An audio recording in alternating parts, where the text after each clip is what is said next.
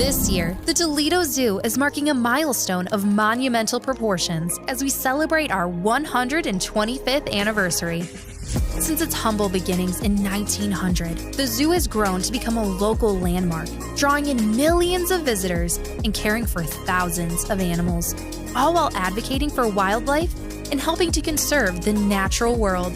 Now, 125 years later, we are thrilled to celebrate this progress with our visitors, our community, and of course, our beloved animals. We hope that you will join us throughout the year as we commemorate this special occasion with an exciting array of events, reflections, and anticipation of all that is yet to come. Toledo Zoo, honoring our past, envisioning our future.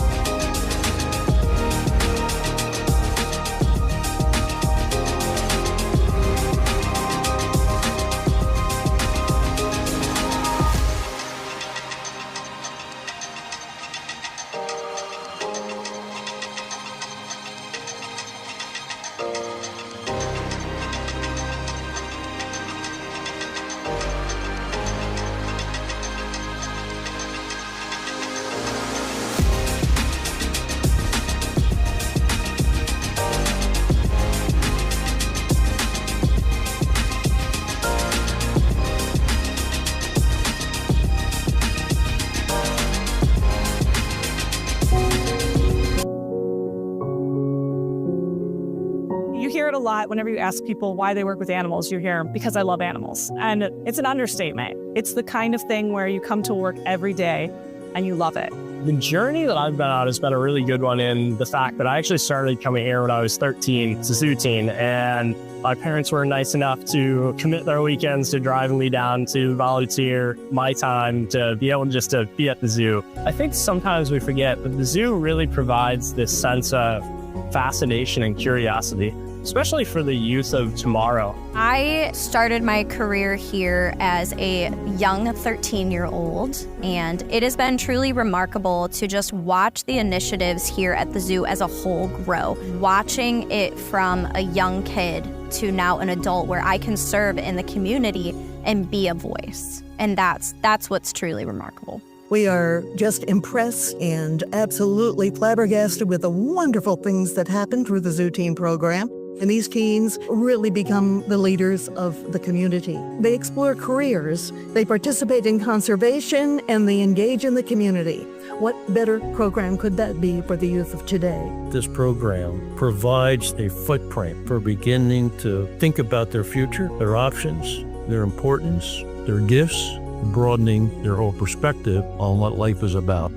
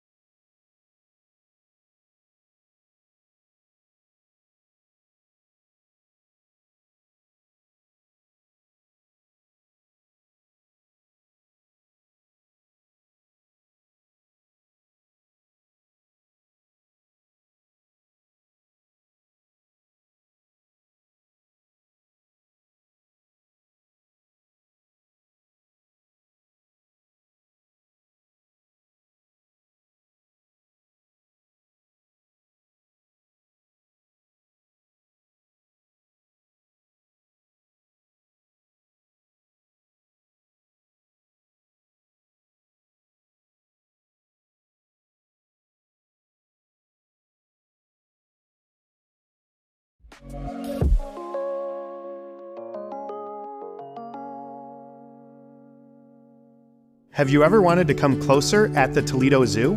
Make your next zoo trip unforgettable with a behind-the-scenes tour. Our exclusive tours offer a unique opportunity to see the inner workings of the zoo and get closer to your favorite animals than ever before. Join our knowledgeable education and keeper staff for an up-close look at what goes on behind the scenes at the zoo. You'll get insider knowledge of animal care, conservation efforts, and the daily routines of our incredible animal residents. Feed the adorable red pandas and watch in awe during a bear training session where you'll see firsthand how our keepers build trust and enrich the lives of these magnificent creatures. We offer 15 different tours, each designed to provide a unique and immersive experience. Whether you're interested in mammals, reptiles, birds, or aquatic species, there's a tour tailored just for you. Come closer to adventure and book a tour today.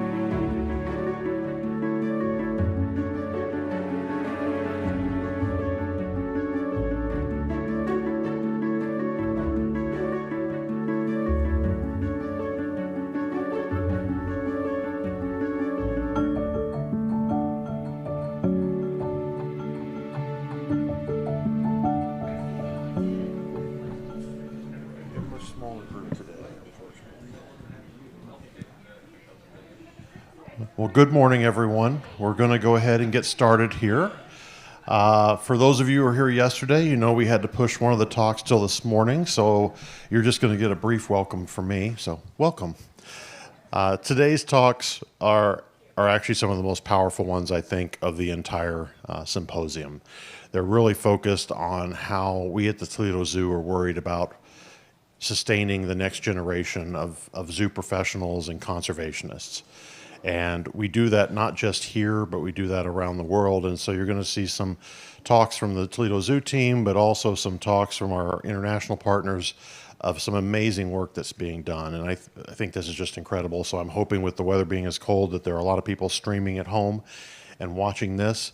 But first, we're going to hear about the work that's being done in South Africa right now that connects our zoo elephant populations with wild elephant populations. Dr. Carrie Moorfeld will be doing that presentation. She's done a lot of work with the zoo. She's responsible in no small part for Kirka, our baby elephant, being born.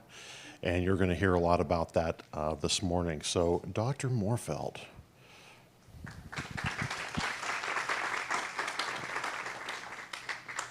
You got a green, just a green button. Green button. That Gotcha. advances it. Okay. Any of these? Yep. Awesome.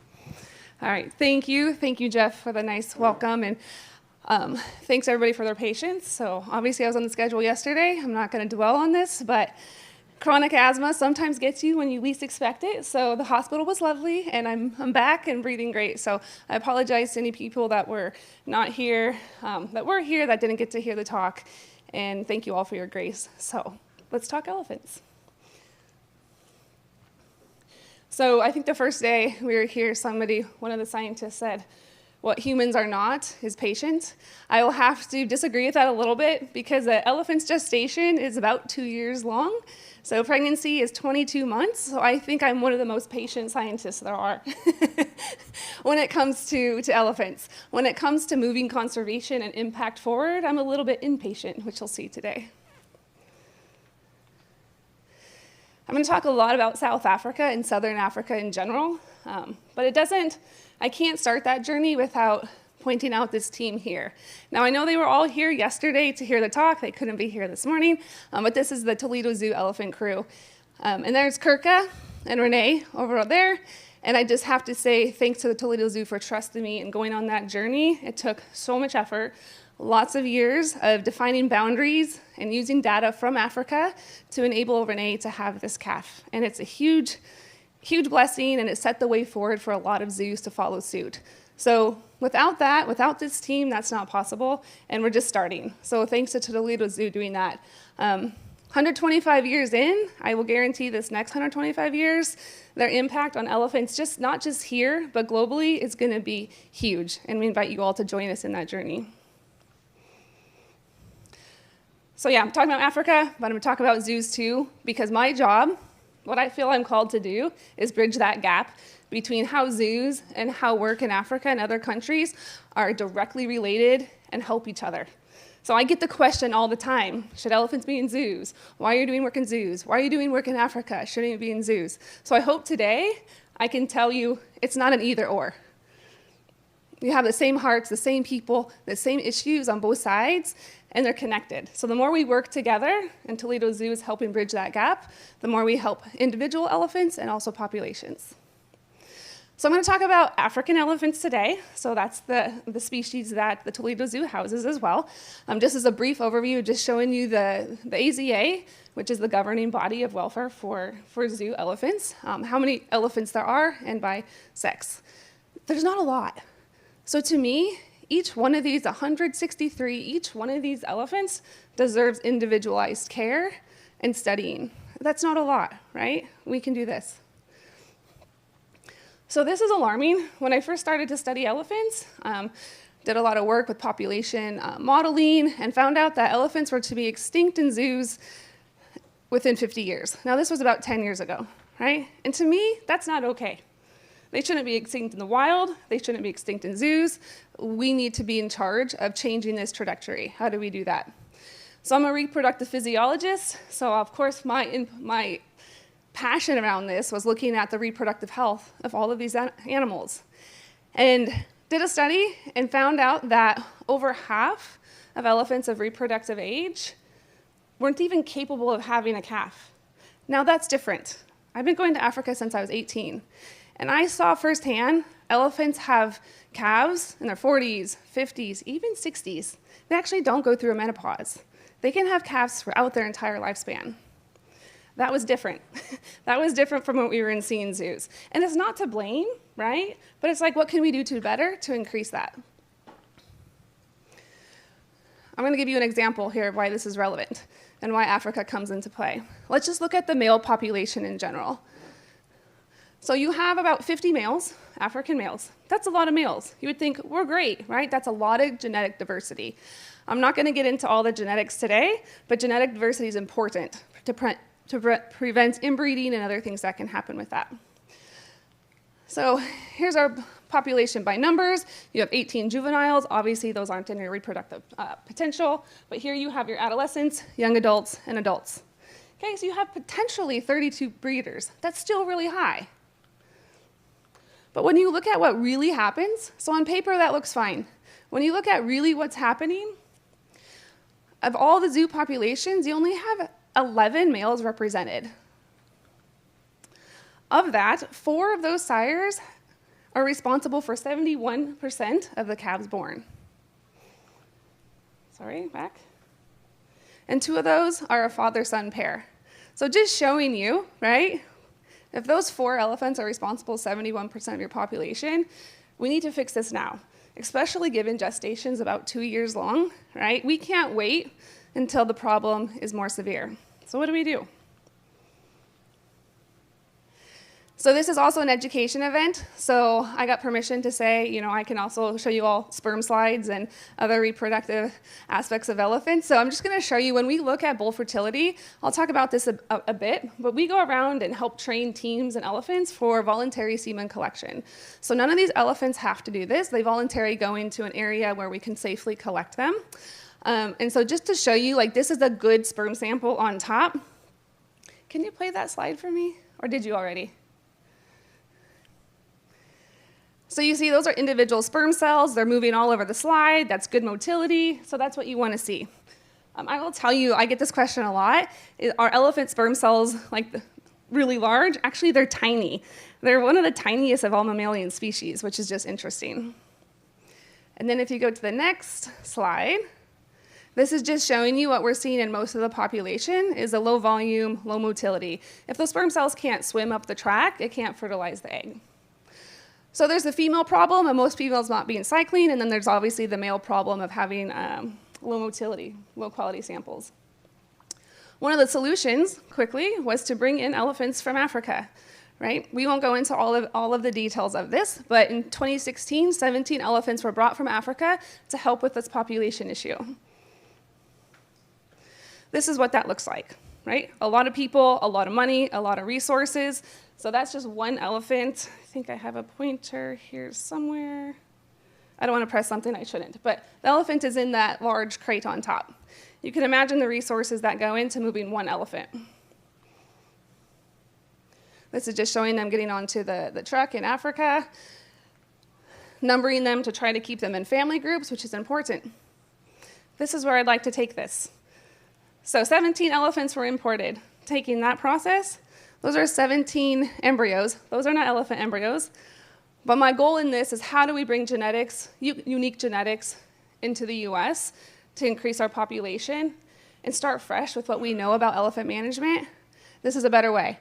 So you could have hundreds of genetics in this blue tank. This is called a dry shipper. I can bring this on an airplane with me, which is amazing. Can put it in the luggage. The straws are semen straws. So that's a bunch of different males represented. So instead of having to bring the airplane one elephant at a time, wouldn't it be better maybe going this direction? Now people say, why would you do that? You're playing God, right? This is what I was called to do. Everybody has a different role in this. And if I can bring reproductive technologies to help elephant populations, that's what I want to do. I realize this is just a tool, right? Overall, we want elephants to breed naturally, both in the wild and in zoos. But until we get there, what can we do? We've made this problem, so what can we all do to fix it? And this could be part of the solution. This is just looking at what those samples look like. So these are hundreds of straws in liquid nitrogen vapor. it can last hundreds of years. So even past the lifespan of an elephant, if we want those genetics later, you can thaw the straw, use it for artificial insemination, which is just amazing. So even if we don't think we're going to use it now, we can collect it now, preserve it. Just like cattle, horses, livestock industry, this should become commonplace as a method, as a tool. So I'm going to backtrack a little bit because you're probably wondering who I am talking about all this crazy stuff. So I'm from Nebraska, born and raised. I'm in a small farming community. I went to the University of Nebraska for my master's degree. I was actually working at a local zoo, managing their reproductive department while I was doing my master's. I was actually working on pigs because there happens to be a lot of pigs in Nebraska. And then, I did that for several years. I really wanted to make a difference in how reproductive biology could change, could help endangered and threatened species. I heard you should go to the Smithsonian, but I was from Nebraska. I didn't really want to go, and then just over the years, just like you have to, be the change you're supposed to be here. And so I actually packed up my cats and sold everything I owned and went to the Smithsonian just to intern. So just worked there for a couple years, got my foot in the door, and then ended up doing a PhD project there. So Smithsonian has a collaboration with George Mason University. I talk about education a lot because this is near and dear to my heart, because there really isn't a path for people like myself. And so my goal is to bring others with me and to make a path for other students interested in this field.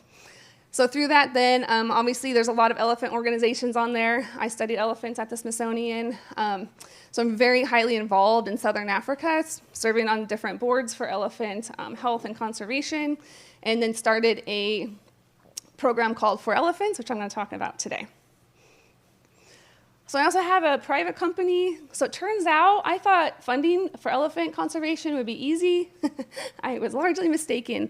And my heart goes out to people and my fellow colleagues working on species that don't have this charismatic figure all the time. Thank you for your efforts and your heart, because you're probably thinking, oh, elephants have all the funding. They don't, at least not in the science realm. But I know what it takes, how much effort goes into that, and they all deserve our attention. So I started a private company to help the other species besides elephants, and this is actually the major donor to For Elephants right now. And so you can see we work with a lot of endangered, critically threatened animals throughout the US and in Africa as well. And so these are some of my colleagues from Brazil, from Africa. So we're a global company, and that's important to me as well, because this is a global issue. So yeah, this is an African lion. So Corey, thank you for this gorgeous photo. So it started here. So at the Smithsonian, I couldn't just jump into, it's very naive to think I could just jump into elephants because I like them. So they had a project characterizing testosterone for the first time in African lions. So I worked on that project for the first year with Dr. Buddha. And so that's what kind of got me into the door. So I have a soft space in my heart for the big cats, and that's how it started. While I was there, I met Dr. Janine Brown, who is well known in elephant reproduction.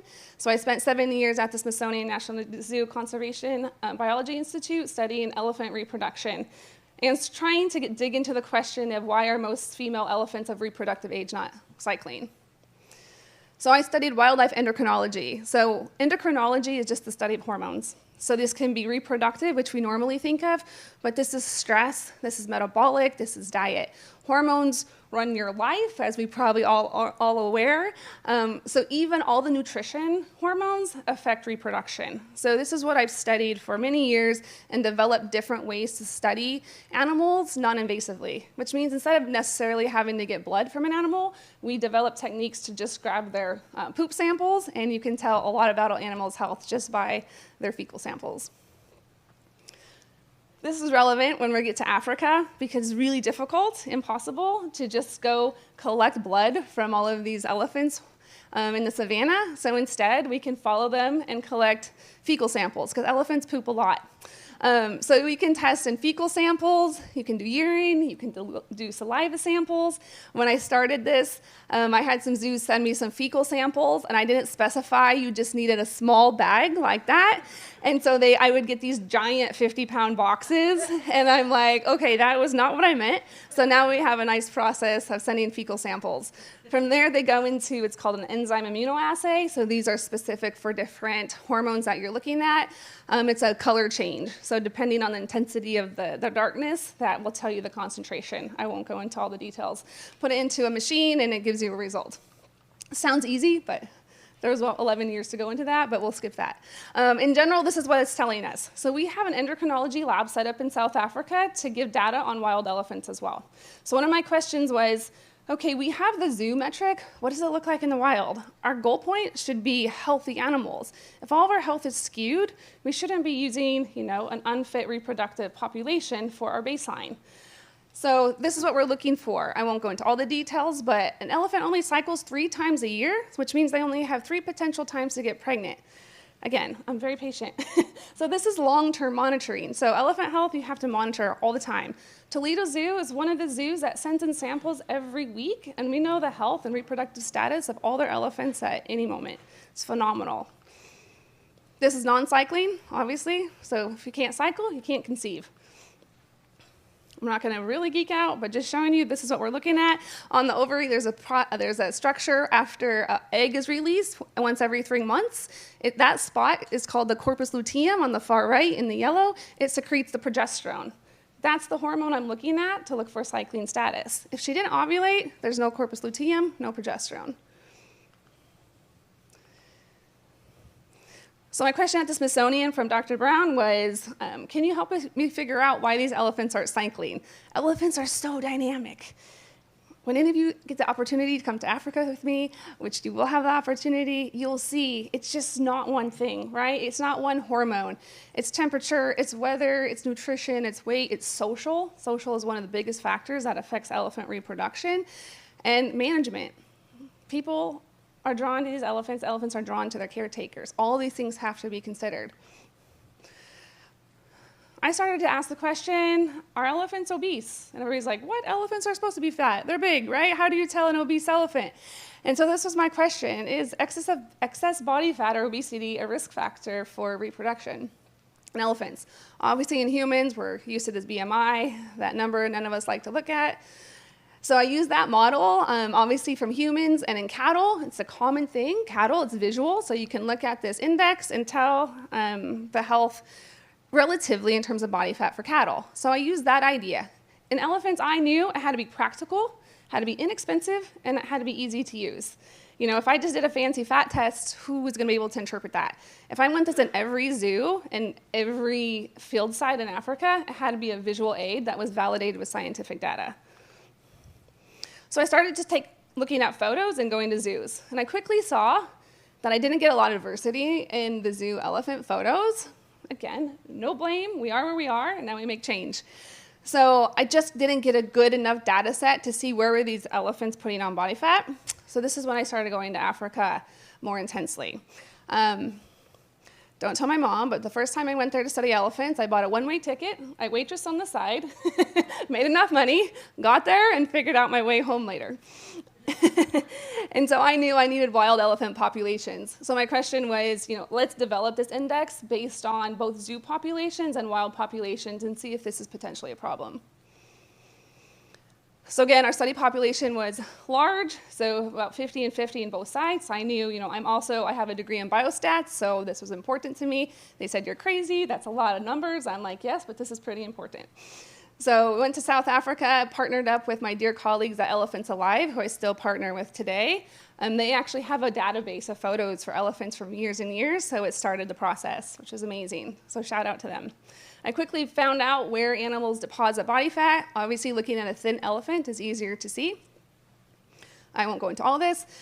At the end of 7 years, it seems kind of like heartbreaking to think after 7 years I came up with a 5-point system, but there was a lot to it. I won't go into details. We can definitely share this, but went through and look at where elephants deposit fat, and found out we want to aim for this body condition 3. I will tell you, when you go to a zoo or anywhere, you want to see a hip bone, that's normal. Don't alarm the teams that the elephants are underfed, that's perfect. So go take a look at Renee, go take a look at Twiggy, they look amazing. You'll see a hip bone, that's what you want to see. And if you want, there's an online training course for that, if you're interested. So looking at our population then in Africa and in the zoos. So you have your captive population in the light gray, and then your free-ranging in the dark. And at no surprise, The most prevalent score for our zoo elephants was a 5, which we considered obese. And the most prevalent condition score in our wild population was a 2. So obviously a stark difference. Interestingly, these rates of excessive body fat in our zoo-managed elephants were the same as human obesity, which was just, maybe, and same as pets. So maybe we were treating them kind of like pets, right? It makes sense. But the bigger deal was when I studied longer in Africa, so I go there multiple times a year and have a team over there, and actually Toledo Zoo is helping support some of that team in the future, which is amazing, and started now. So these elephants are both body condition 5. You can tell which one's in the wild and which one is at zoo. This was years ago, but 5 is also normal in the wild. This is important. An elephant shouldn't stay at the same level of body condition throughout the year. The difference is in Africa, that body condition 5 elephant will go back to a 2 because of resource availability, right? The body condition score 5 elephant in the zoo likely will stay there. That's when you have problems. So the key is variability in body condition throughout the year. So we work with teams to promote seasonal feeding in zoo populations because all those hormones, both the nutrition and reproductive, are from the one tiny gland the size of a pea in your brain. So they talk to each other all the time. And if that communication starts going dull, they don't respond anymore, right? So you have to keep them activated. So you have to switch up the feeding to activate those reproductive hormones. So at the end of the study, we did a large study with all the zoo elephants. We found that a body condition score of 5, not surprisingly, is 3 times more likely to be non-cycling. So we had our answer that this was an issue in zoo-managed elephants. So I'm fairly, motivated, passionate about this. So I'm like, okay, let's find out which hormones then, right? So I'm not going to go into the details of this, but then we looked at all the metabolic hormones related to this. So just like I use humans and cattle and livestock and equine as a model, there's no sense in reinventing the wheel here. And sure enough, we found markers of leptin, insulin, and glucose were all related to African elephant reproductive issues, the same as we see in other species. I'm going back to this now. So this is a statement and a guideline from the AZA Zoo Elephant Advisory Group that it was common if your elephant didn't have a calf by 24, they should be out of the breeding population. It made sense at that time because they had complications with births and miscarriages. But then they had a statement that all factors should be taken into consideration, right? So my goal then was look at all these elephants, regardless of age, to look at these hormones now that we have markers to see if some of that population could come back into the breeding population, right? So if we're excluding any elephant over 24, going to Africa and you'll see elephants are having calves, as early as 8 up to 60, sometimes more. So when I see 24, I kind of want to pass out, like I almost did yesterday. But I'm like, instead of doing that, let's just fix it. Let's just have some dialogue around it and see if we can improve. So that's what we did. We looked at Renee's metabolic hormone. She was over that 24. She had previously calved. It's been a while ago. So shout out to Jeff, giving the approval for this and having vision of changing the status quo. He had to be a leader and getting, of doing this and saying, hey, let's look at her. Let's do a full comprehensive exam and only do what's best for her, number one, and then also helping the population. And I'll tell you, that is what Toledo Zoo does, right? They may not have a ton of elephants, right? They don't have the space for it, but they use every inch of that space and their resources and the scientists to do everything they can. And so they are leaders, and other places are doing this now.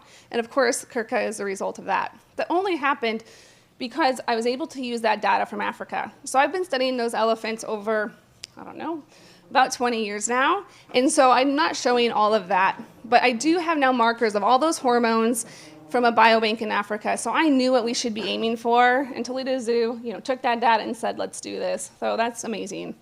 So these are my 2 first employees. So 4 elephants started based on I thought zoos would just end up paying for this because it's amazing. Turns out they didn't necessarily budget for it. So I said, I'm going to raise the money because every elephant deserves this care.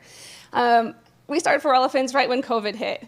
So, I had a space set up a zoo to do this work, and that closed down. So I said, okay, we're going to move some of this lab equipment to my basement. And so this is my basement, and this is how 4 elephants started. And those are my daughters, Scarlett and Gianna. So to process a fecal sample, they send the fecal sample, we weigh it, you have to crush it. So right now they're using, I didn't have fancy equipment, so we went to the kitchen and got a rolling pin, and they're crushing the fecal samples that we then ran in the basement. So it turns out you can get shipments of elephant fecals or semen right to your doorstep in a residential area. So, so the basement became our first center. So from this, we were able to, this is one of the elephants from that first 16 that came from Africa. So I said, what a unique opportunity to look at, we have wild elephants here. So raised all the money to monitor all the elephants that came from Africa, to get African elephant data here. So this is just showing you since 2016 when they arrived.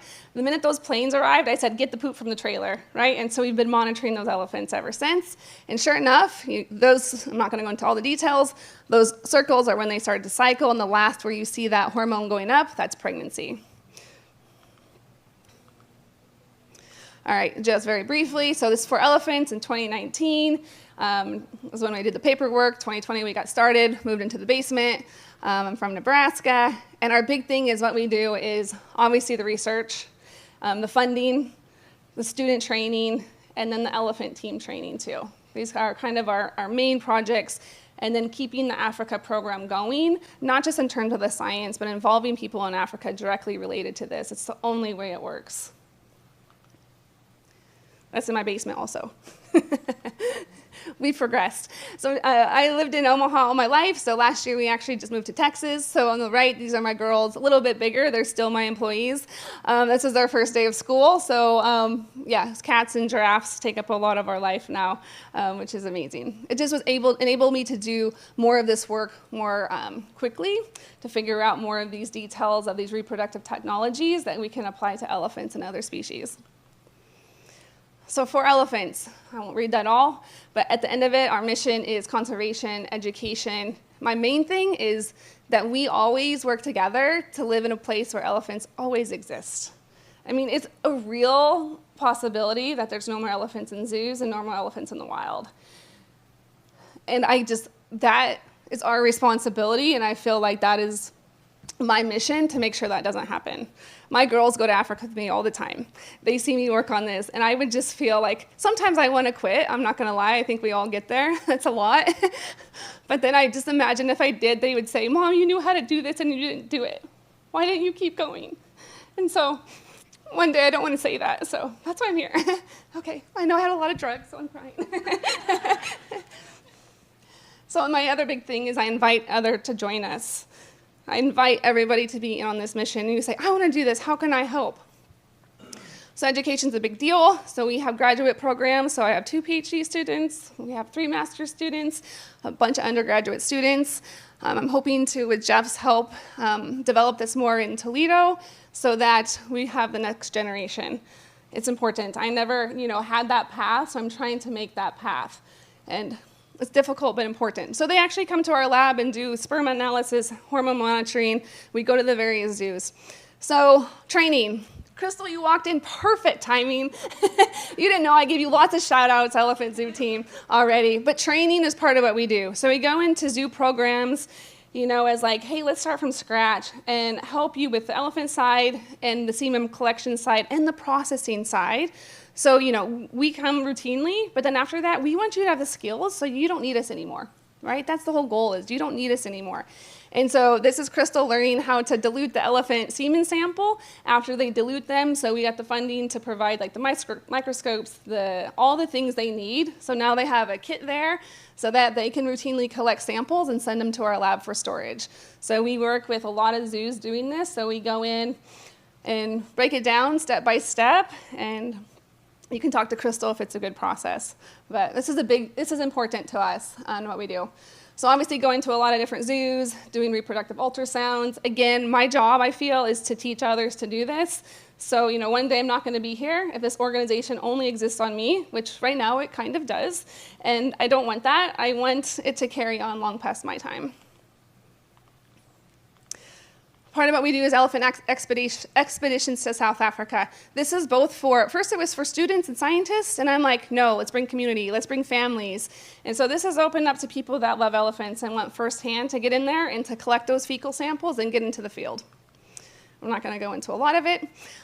So this is our first site. So where we're located in South Africa is we're just west of the Kruger National Park in a town called, or outside of the town, in Hoedspruit.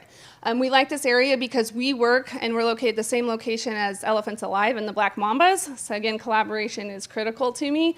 And so this space allowed us to monitor these elephants that are in Kruger National Park. So in early 2000s, Kruger National Park it was home of the most elephants in Southern Africa. They took down their fences, so now these elephants and all these animals have the opportunity to migrate, right? They haven't done this for years and years. And so now we have an opportunity to look at these elephant movements. So when I say this, I'll get to this here. I'm gonna go back here one second. So what we can do is, here's our first endocrinology lab. And again, this is Gianni. He died last year, and he let me have the space, right, to set up our lab. So you have to start messy. Anything you do, you start messy. I think all my colleagues agree. So right there, I have the first fecal sample. Like, I don't have a stool. I'm on the ground processing this elephant sample. My daughter, Scarlett, who's now 15, is on the ground there, coloring or something. And this is just how you start. It's not fancy, but from this, we were able to get data, right, which changed the fate of elephants. So this is where we started, some of my team. So this is part of the Elephants Alive crew that I work with. So through that, they collar elephants. So we collar elephants, and that way we can monitor and track them. What that does is, if we know where these elephants are and go out and monitor them, at that same time, the team will collect the fecal samples for the hormones. So now we have long-term data to say, what are the reproductive hormones? What do they look like over time in wild elephants? And actually, we just published that paper. I'm sure Jeff can share that with you all, to look at the first time this long-term study of elephants. And this was a big deal as those boundaries came over and looking at stress levels, right? Stress can be good, but there's negative stress, and we're finding certain areas. I'll talk about Mozambique project coming up here. He said, perfect. The fence is down, they can go to Mozambique, they can migrate, they can get new genetics in. The problem was, Mozambique is a high poaching area, and the elephants knew it. So the minute they wouldn't cross that barrier, right? And the minute they did, family members got poached. So do you think any of those elephants would go past that boundary anymore? No, they're smart, they're family oriented, they talk to each other. But we knew that going into Mozambique for new genetics and just space and resources was critical. So what can we do? So we took on a project, which we're doing now, I'll talk about a little bit more, is the Mozambique Corridor Project. Can we make a safe zone for these elephants to feel comfortable enough to pass? At the same time, can we involve the communities to make sure that that corridor stays safe and also gives them resources and money and income and jobs? It's a huge program. It's underway, it's working, and what we're doing on the endocrinology side is looking at that stress level of those elephants crossing that corridor. And we're at a standpoint because they don't cross. Very few, they're scared. So how to reduce that fear landscape? So this is obviously doing a collaring operation. And what we do then is collect the fecal samples. So that team currently today goes out, we know these elephants, we have long-term data, collecting these fecal samples, we run them in our lab. So you can imagine in Mozambique, though, these samples come back to the freezer in our fancy little lab. There's not refrigeration or freezers at our locations in Mozambique. So we had to get creative and came up with a way that we could, using desiccant gel and all these things, how do you get the moisture out of these fecal samples so they don't rot in a field setting? So we spent a couple years and developed a method, looking at other researchers, what they've done in the past, but developed specific for this area. So now we have a process where all the team and staff and community, whoever's on that project, they can collect the fecal samples from that corridor in Mozambique in these different locations without refrigeration. So again, you just have to think, like, the answer is never no, but how, right? So that's what we do, is make things more applicable. Opportunistically, so this is the female that we put a collar on. Typically, you collar males. Obviously, we study the females. I really wanted some females collared. She had a calf on her, so you can see her large mammary glands. And so we actually collected, that's me after I just milked the elephant, which is very difficult. But what we're doing is a milk study. Obviously, there are orphaned elephants, and the milk changes by the day almost for elephants, so they're very hard to put in a bottle, and their survival rate is very low. So can we collect milk samples and look at the composition and make something equivalent for our young elephants? So this is one of our major projects too. So again, nothing ever goes wasted, right? So we're just trying to use every opportunity to, and not for just the wild, but for zoos, right? There are cases that I'm involved in that elephants aren't always nursing. So can we make a reliable formula that could be huge? One of the other things we do in Africa, especially bringing other scientists, zookeepers, elephant managers, elephant teams, we just go sit with elephants. This is one of the best things you can do, is just see their behavior, see how they interact, and hear how loud they are. They're so loud. The way they eat, the way they wrestle with each other and play and trumpet, and you just like, it gives me goosebumps, and I've seen it thousands of times, but nothing teaches you like that. You know, I bring elephant managers and keepers and they come back and the next day they're changing something in their programs based on what they saw.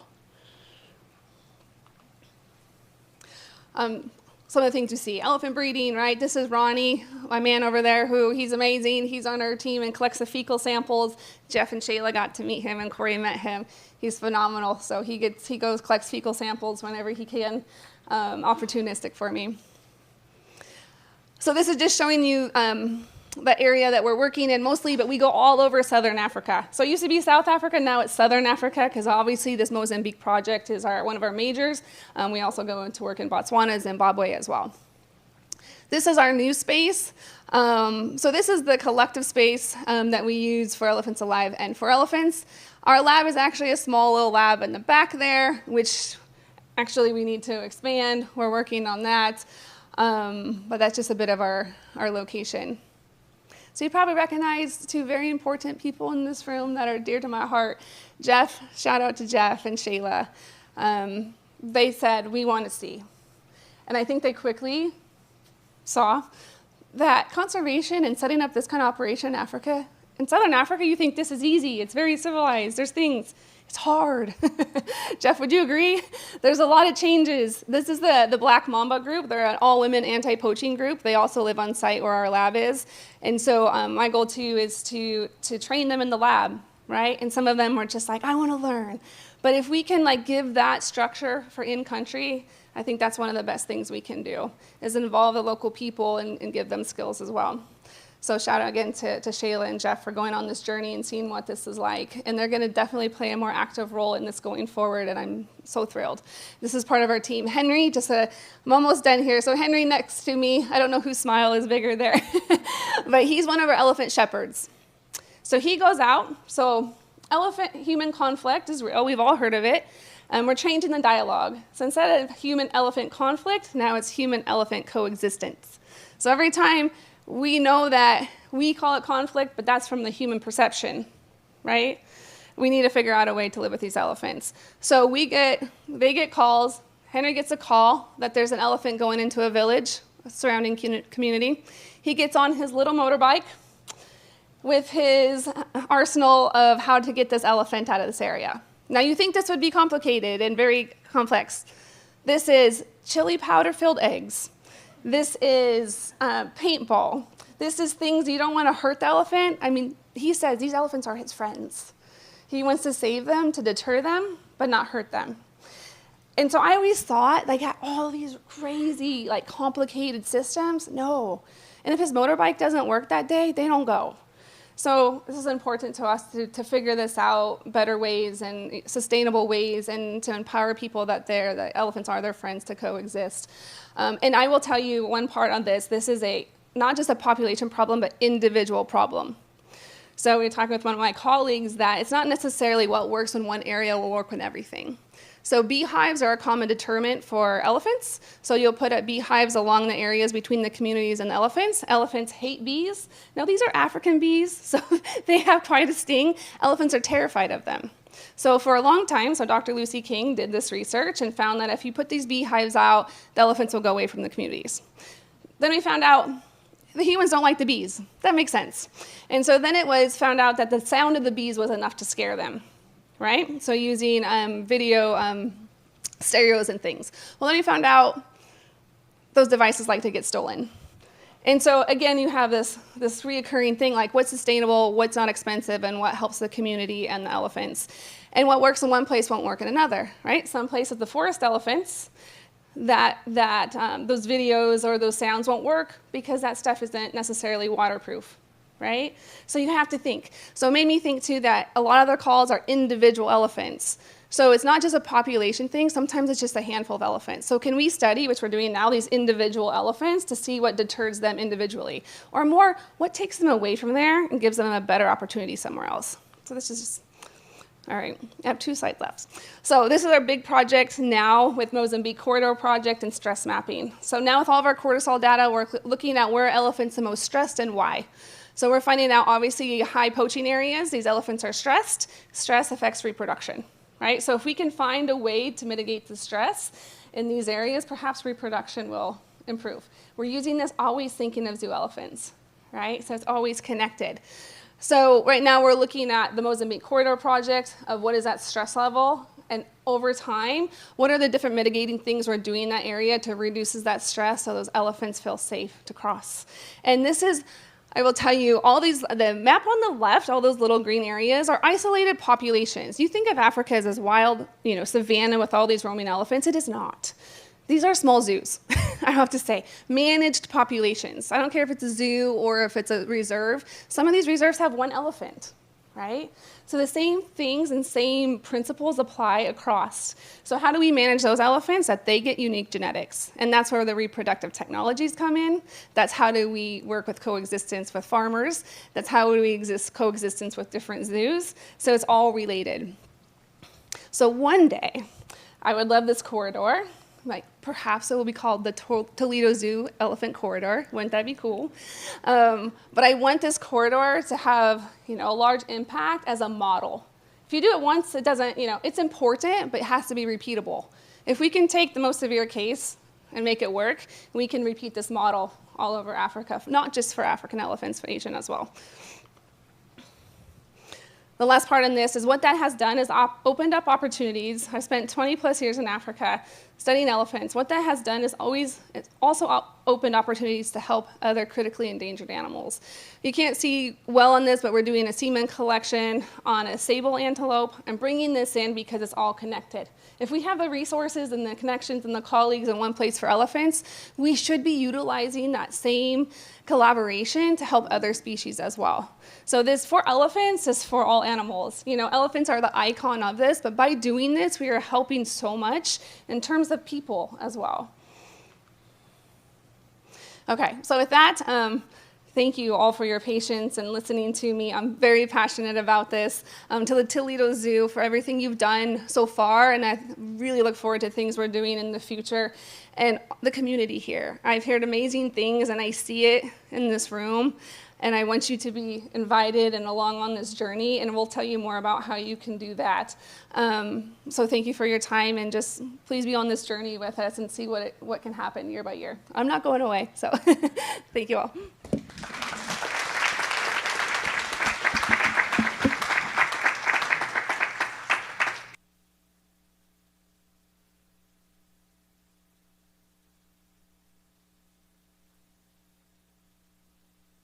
I was using. Thank you, Carrie. That was amazing. It's some incredible work, and it's a great partnership between both 4 Elephants and the Toledo Zoo and other zoos here. Next up, we're going to start our talks looking at some of the development opportunities we do with growing conservationists and zoo professionals for the future. Next up is a project that I think is incredibly powerful, and I will give props to who's due. This was Dr. Matt Cross's brainchild, looking at ways to get students out into the field and get skill sets developed. And so we have Investing in Future Conservation Careers, our Project Turtle here at the zoo with Dr. Matt Cross and Daviana Smith.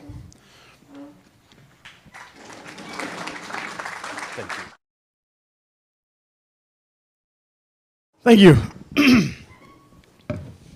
Dave's going to join me here in a minute. We just figured I'd let her sit down while we were waiting.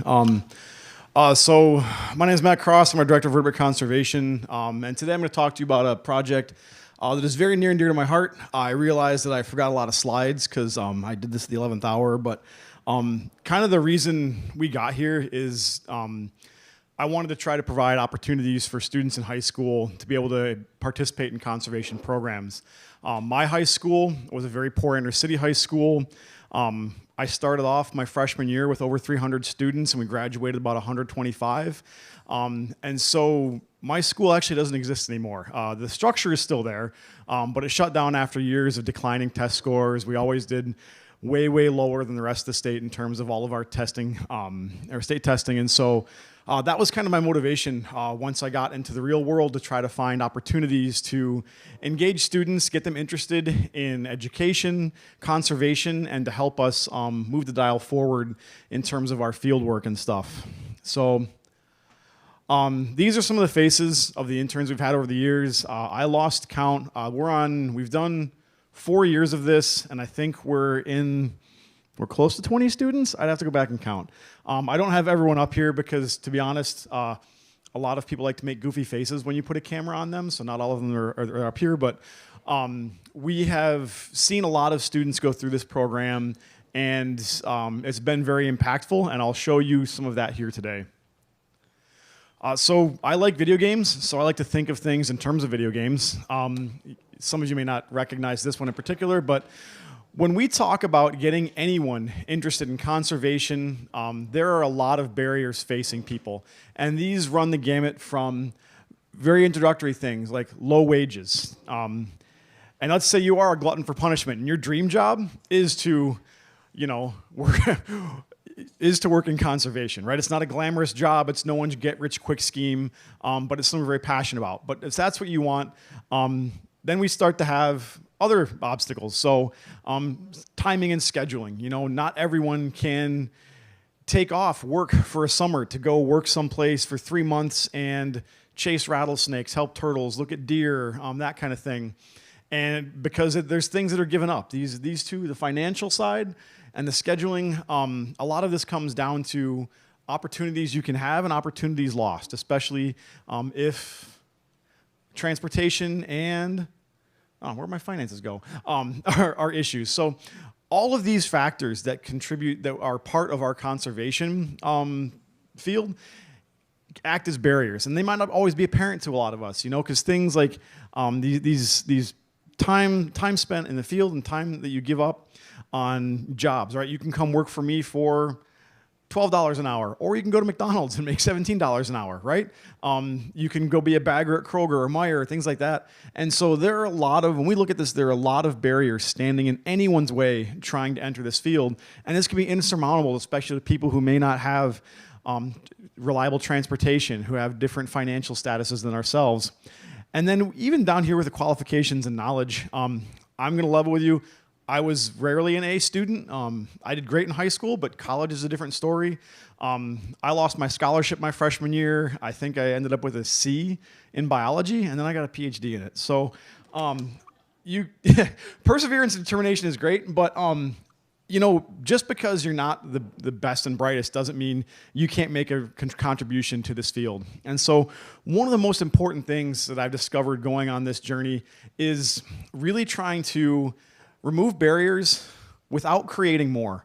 So many times I've seen these misguided efforts of people thinking that they're providing someone a bridge to get someplace, and in reality, it just creates more problems, right? So an example I have of some of our partners that are here today would be offering, these, okay, we're going to bring in people who from different financial backgrounds by saying, you can release fish for free.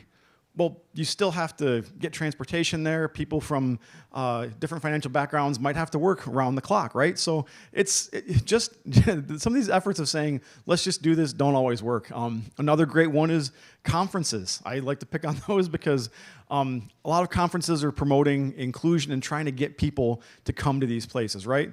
Well, conferences, they cost money, right? So if you want to have students come to your conferences, You can't charge $500 a pop. You can't have it in a major city, and you can't have it at a 5-star hotel. So that's why venues like this are really great for high schoolers and getting people involved and seeing some of this science and some of this conservation in action because of these barriers we've removed. And so with this in mind, we started this project here at the Toledo Zoo, trying to get high school students from our local schools interested in conservation and giving them some experience.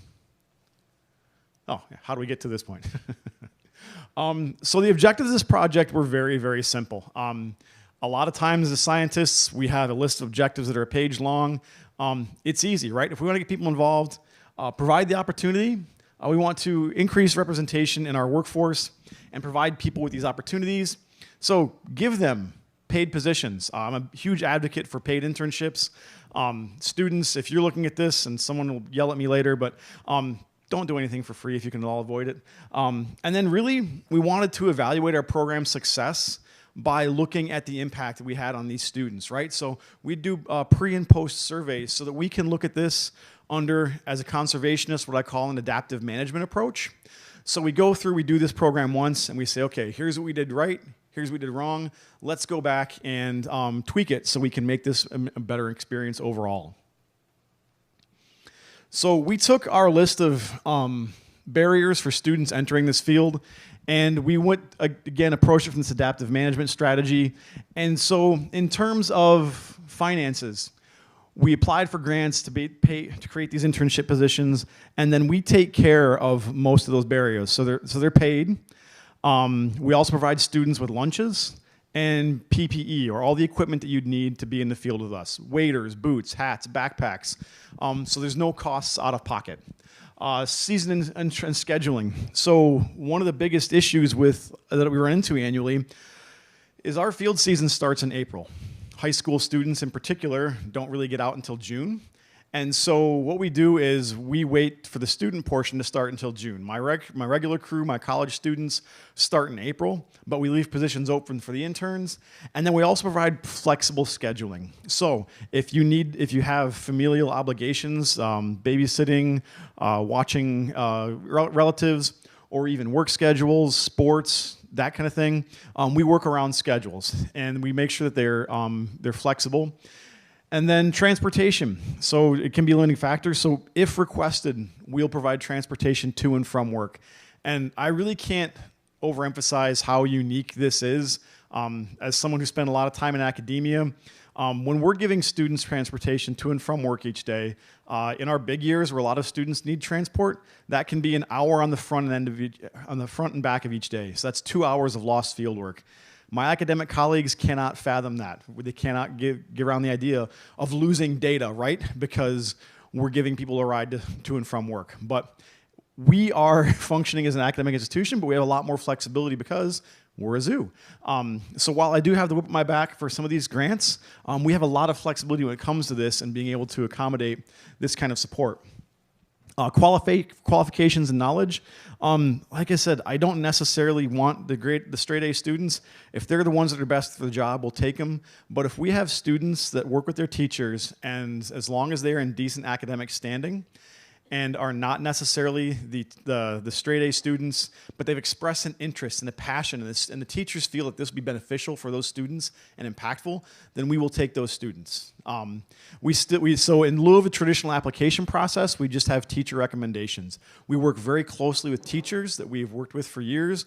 So I'm on the advisory board for NSTC's Wildlife and Sustainability Program, and have been since 2017. And so we work really close with our teachers so we all understand what we're doing here. And then finally, really trying to focus on this sense of scientific identity and being able to see yourself in these roles. So for a lot of students, science is lab coats and pipettes, being a gel jockey. When in reality, it's very different. And so we work to try to find college student mentors who will serve as good role models. And then we started introducing a returning cohort so students can teach each other. And so you can really see yourself in this role and say, this is something that I can do and this is something that I want to do.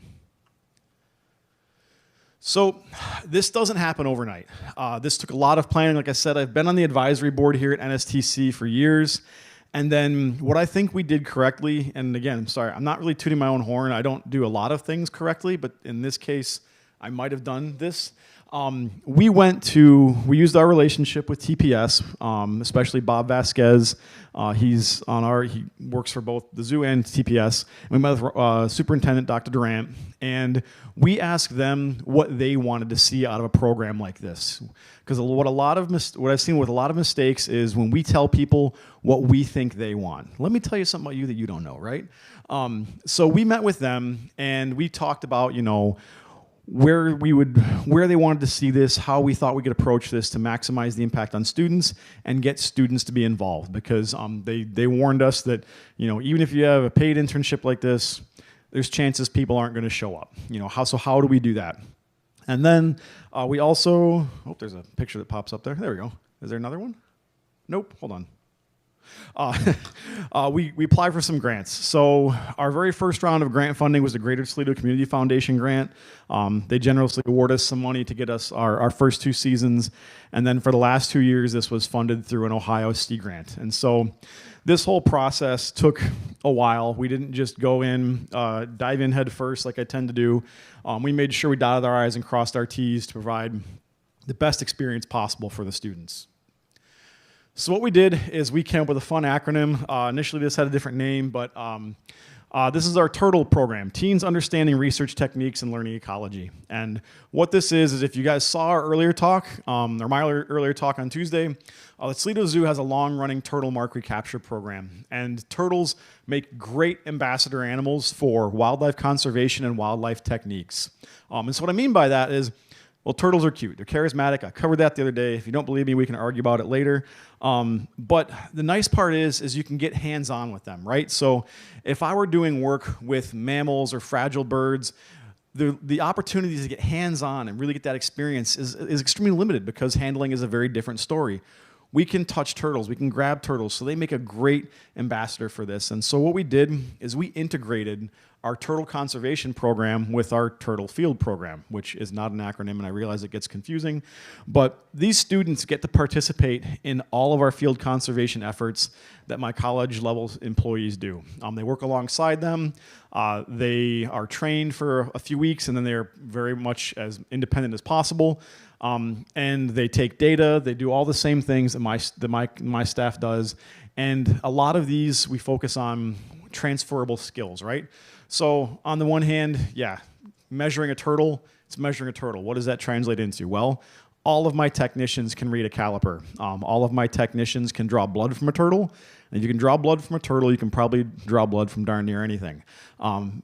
Gathering data, working as a team, all these factors that are part of this program are part of this suite of transferable skills that maybe not even my students and employees realize it, but they can be used in other jobs. So a couple of things we did here, we'll look at our assessments. So we have pre and post surveys for the experiences to say, okay, what did you think about XYZ before you started this program, and what do you think now? We had a combination of Likert scale questions, which is kind of like a ranking gradient, and then open-ended questions. We also eventually added some mentor-led interviews, so teachers talking to students, and then self-assessments. So how do you think you're doing along the way? And then our main focuses in these, we're looking at 3 main factors: confidence in obtaining a job in conservation after this, knowledge of transferable skills, and again, this feeling of belonging and sense of scientific identity, that these students are the experts. They're the ones who know what they're talking about, and they belong in this field. And so after our first year, we kind of added a few things, and to make this a little bit more unique for the students. So we added some fun stuff. So we have our returning cohort. So this program is very popular, and I found that the thing I didn't expect is almost everyone wanted to come back. And so what we did is we started inviting returners back annually. So we had a returning cohort that would help teach the new students. They had most recently gone through it and could help coach them, because I've been in this for a while, and even something as simple as snake ID, There's some snakes I can tell you what snake it is without a shadow of a doubt, but that if I had to explain why, it's a little bit, it's that scale row, not this scale row. I can't keep it straight. These students have gone through this stuff more recently, and they are better equipped to teach each other. It also reinforces this idea that I can do what this person does, right? It's not them watching me. It's not them watching a college student. It's them watching a peer. This peer-to-peer or near-peer mentoring is a critical component of our program. The zoo sees around 1 million visitors annually, so we implemented tabling events. So you may have seen this with our zoo teens, where they'll sit there and they'll talk about different aspects of the zoo. My interns, they sit there and they have all of our trapping gear, right?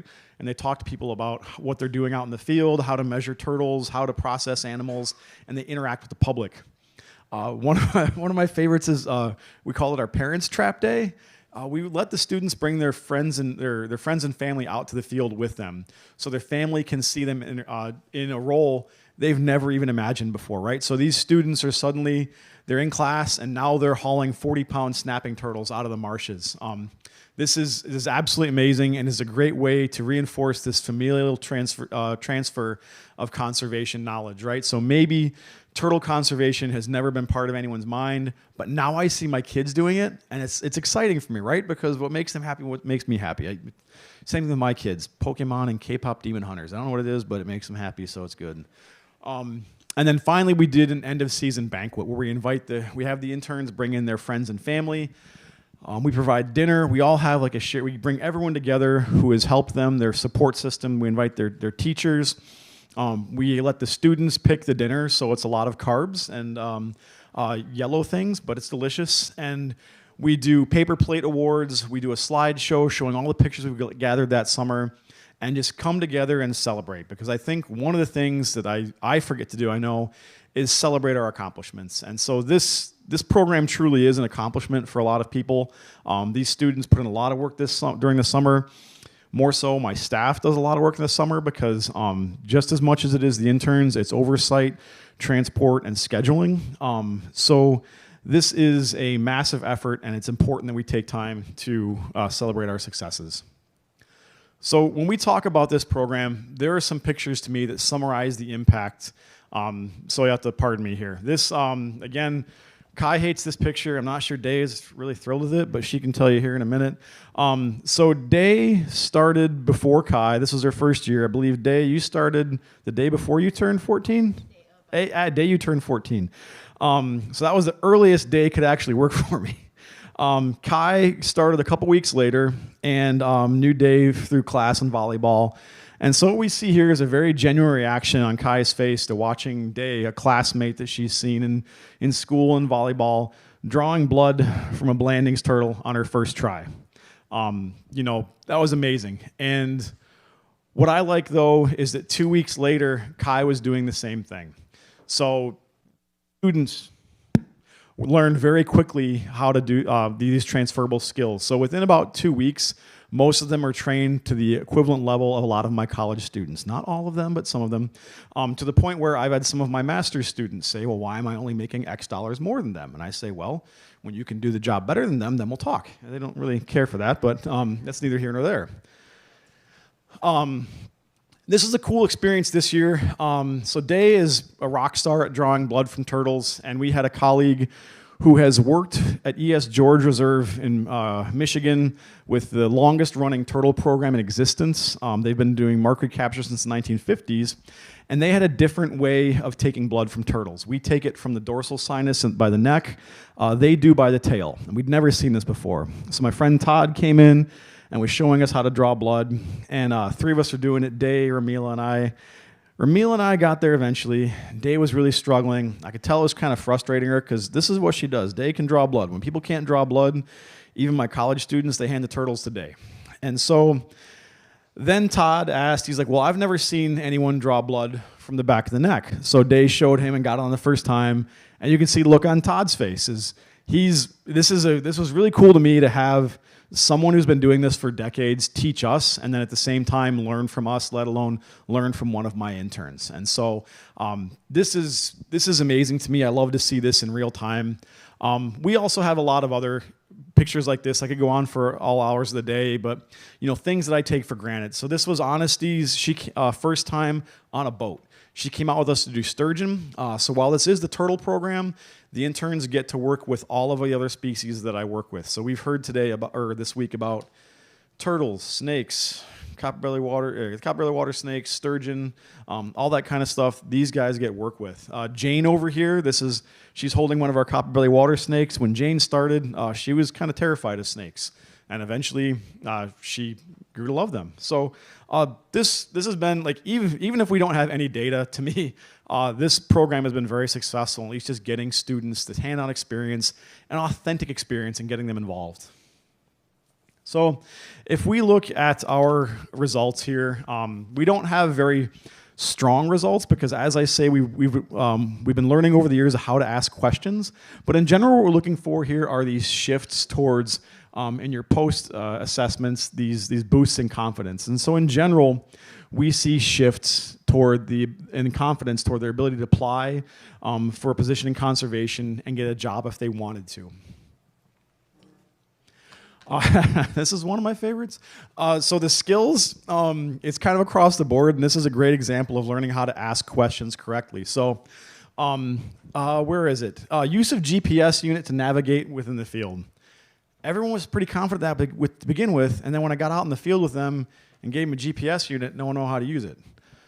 Well, navigating with a handheld GPS is very different than navigating with your phone, which is what everyone thought I meant. And so learning how to ask questions correctly is great. The other thing is we work with a lot of satellite schools, so they have specializations. So wildlife sustainability, early college, Toledo Tech, which is not called Tech, it's called something else. And so these students have a lot of experience with this stuff in general. So being able to collect scientific data, a lot of them had experience with that. Using radio telemetry, I was really surprised. A lot of people thought they knew how to do that. But my favorite is collecting blood samples. You can see there something they have literally no experience with. We generally go from not very confident at all to, yeah, I can do this all day.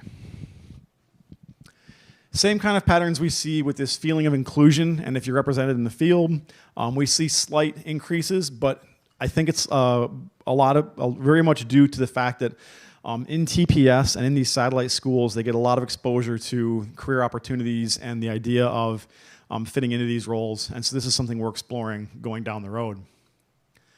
The returning cohort is probably one of my favorite things. And this is where we made some concessions, right? And that's why I love working at the zoo, because we had grants, and grants want to see impact, and generally impact is measured as number, right? So if you're having an impactful grant, it's 300 students, not 3. So it was really hard to have people come back into the program and be the returning cohort, because then when I'm reporting on my grants, I have to, there's not 10 new people, there's only 5 to 6 new people, because we had people who knew what they were doing come back and do training. But man, the returning cohort was so great. It's a lot less work on me, but it lets the students, again, be the teachers and learn from each other in ways that I don't fully appreciate, right? Because I talk fast, I explain things in jargon. People who've been with me, they're like, okay, this is Matt speak, I can translate, and then we can figure this out in the field. So this has been one of my favorite parts of the program. We have a tiered returning system where we try to keep students coming back. To reinforce that if you have the skills and knowledge, you're the best one for the job, right? But also to act as teachers in the field. Tabling events, I love. The students get a kind of a kick out of, because they get to interact with the general public of the zoo, and again, get to be the experts. So these are high school students that, may or may not, are interested in conservation. And now they get to talk with not just their peers, but with strangers who walk into the zoo and explain how to do what they do. And I think they enjoyed it. Well, most of them enjoyed it. The Parents' Day, again, was one of my favorites, is just getting families out here in the field, being able to see their students in action, being able to hold snapping turtles, do things that parents had never considered, never had the opportunity to do hands-on, was absolutely amazing. We did this again this year, and the parents love it. They love to see They love the pictures of their kids, being there firsthand, seeing them do something they never thought they would see their students do. Maybe they never even thought it was possible. And so the Parents' Day is just, it's absolutely amazing. And like I mentioned, there are a lot of other opportunities associated with this program. Well, turtles are the focus. We have a lot of other work we do, most including lake sturgeon, copperbelly water snakes, and the lake sturgeon are like this year. It was literally the first day the students started. We had to go pick up sturgeon eggs, so we drove them in the car 2 hours north, and they got to help us wrangle like 5-foot sturgeon. The copperbelly water snakes have quickly become a favorite project for the students because they get to help us with the captive care, and then they've been helping us with the releases. So our interns were part of the very first time the federally threatened copperbelly water snake had been reintroduced into Northwest Ohio. And so they got to do the releases, they got to do the raising of the snakes, the rearing of the snakes, and they got to help out with the radio telemetry and the following. So this was a project they were very involved in, and everyone really loved.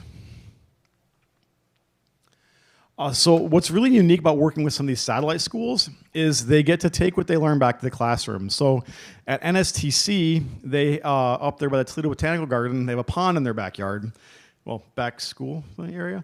And so I gave them some traps. I actually gave them some traps that were gifted to me from Justin Cogden, the guy who had ran that the study from the 1950s. So the students didn't really appreciate it, but they were handling traps that were older than I was. But they got to go out and trap, and so we see here some of our interns, they get to go back to school and show off to their classmates. I know what I'm doing. And so the teachers commented that it was really, for some of these students, noticed a behavioral change and this perception, and that now they're the expert to not just themselves, their families, their peers. And so we've done a lot of good job of checking off boxes in terms of things we want to see for getting students to be the experts in the field and making sure we've reinforced this knowledge. And then one of the reasons that I think this has been very successful is that we aren't so in our way where we're not robots. We let the students play. And part of crafting a scientific identity is being able to maintain yourself, not just having to dress in the lab coat, be a robot, go to work every day. And so we encourage our students to be themselves, maintain their own identity while making their scientific identity. And so becoming this kind of summer family has been a great experience, and I really think has been very impactful for people. So one of the things that I think is very important about this project is that we provide authentic experiences. So this isn't just a show up and watch people do things effort, right?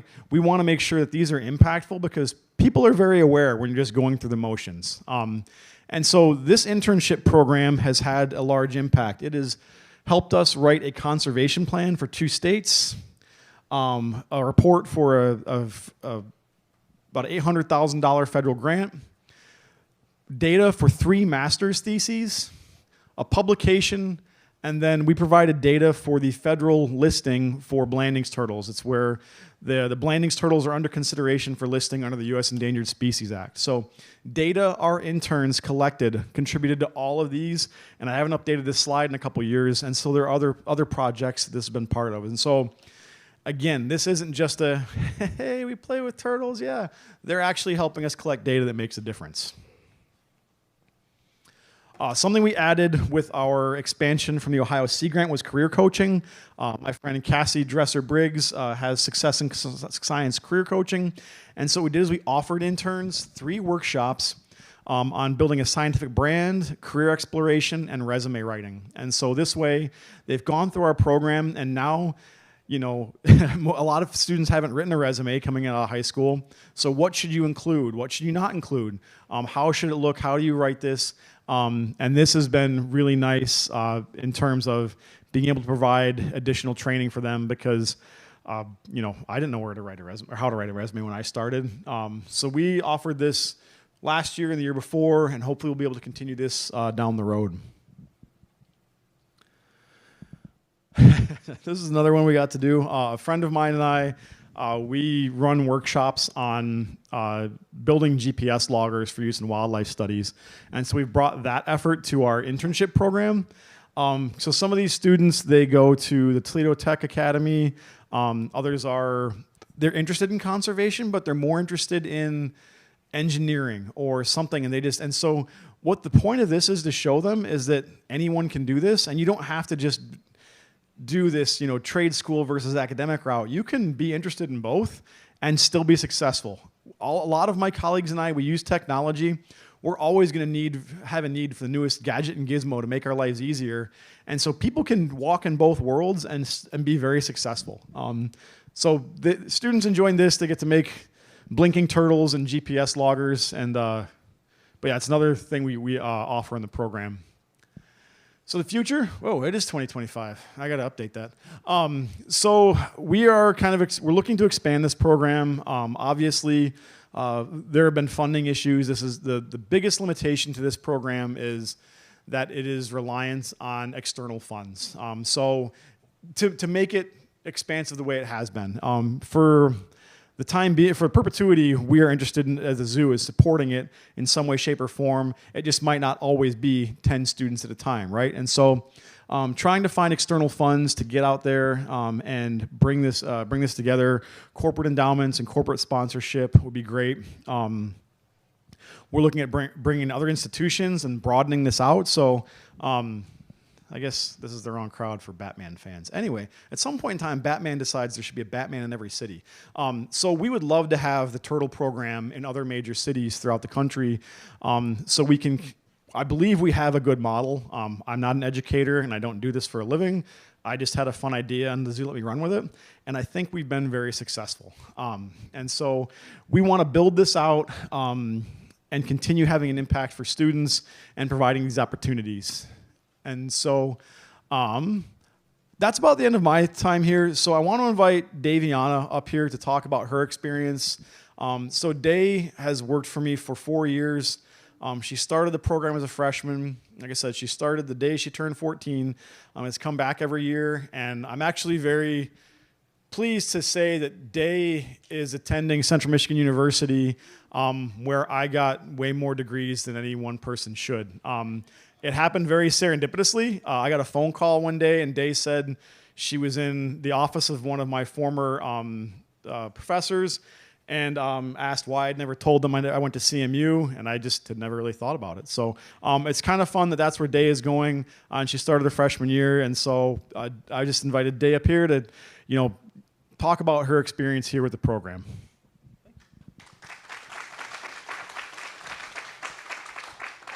Hey guys. My name's Daviana. I am 18 years old, and I am going to Central Michigan. And no, he didn't tell me he went to Central Michigan when I was doing my college search for months. But if you don't know where CMU is, if you look at the glove, it's right here in the middle of nowhere. So how did I get here to talk to all of you today? My technician, Alyssa, she drove 3 hours and came and got me yesterday. So that's how I get to talk to all of you. So I started June 6th, which is my birthday. I turned 14, and I got my work permit the day before that. I went out we had a different team then, Chrissy and all of them, and I fell 3 times in the exact same spot for 20 minutes, and it was terrible. But by the end of the day, I had a lot of fun, and I came back every single year. I also have my own set of keys. I work in the sturgeon trailer, so I was here last week or the week before that for Sturgeon Fest. If any of you guys went to that, I worked Sturgeon Fest, and I did the tours there. My teacher, Miss Kubiak, she's the one that offered up this internship to me. I go to NSTC. I graduated from there 2025. So she was like, well, I took her class, and she was like, I think you should do the zoo internship. And I was like, are you sure? And she's like, yeah, I'm going to stick my neck out, and I'm going to get you the job. And I was the youngest and only girl there until my friend Kai showed up. So it was great to have her there with me. But my major, I plan on graduating with, I'm majoring in EEC, ecology, evolution, and conservation, so that is great. Matt wrote my letter of recommendation to CMU, of course, and I'm taking a communications class, which really helps when I do stuff like this. I know Corey, cameraman. He helped me my first time with my first interview that I did on Parent Trap Day. So that was the best day. My mom, I always tell her what I do, and she's like, I don't know if I want to do that. And she tells people, I don't know where she gets it from, because it's not me.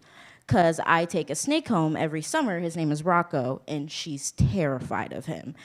But so I took her and my dad out for Parent Trap Day, and they actually had a lot of fun, and it was so fun. And my mom told me, I loved it, but I'm not coming back next year. So for Parent Trap Day next year, I brought my dad again.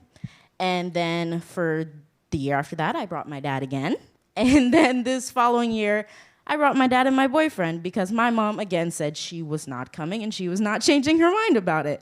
But she was very excited that she got to see what I did here. Here, I feel like I have a family outside of my own family. I feel supported in everything that I do, let alone college, just having people to talk to. Even my current team and my past team, Matt went to my senior night game for volleyball, so did Chrissy and Courtney. And if I would have invited my current team to my graduation party, they would have been there too, but I forgot. But so I feel like the zoo gives me a second family, and I plan on returning. I come back in the summer, and I will be working under Matt again, because he doesn't want to get rid of me for reasons like this. And I plan on getting a job at the Toledo Zoo. If not, then at another zoo. But this is my dream job, and I feel like I'm going to be successful in it because of the turtle program, and I'm very happy that I joined. So, thank you.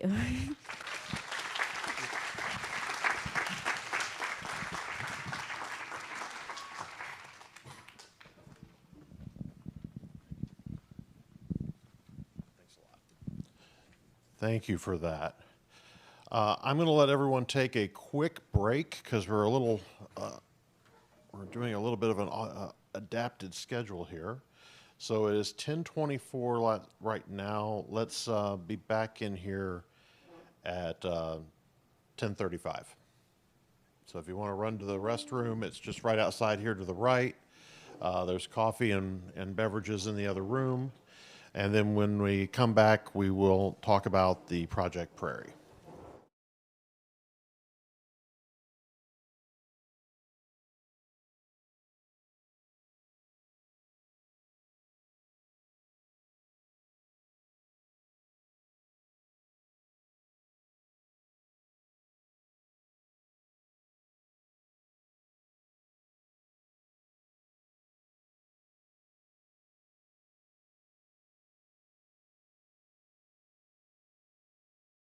Grants, and it provides a really good experience for people to gain skills for research and data collection if they're interested in entering this field. So not only do we hire our regular seasonal technicians, is we've decided to broaden this out to include some of our local high schoolers who might be interested in this as a career down the road.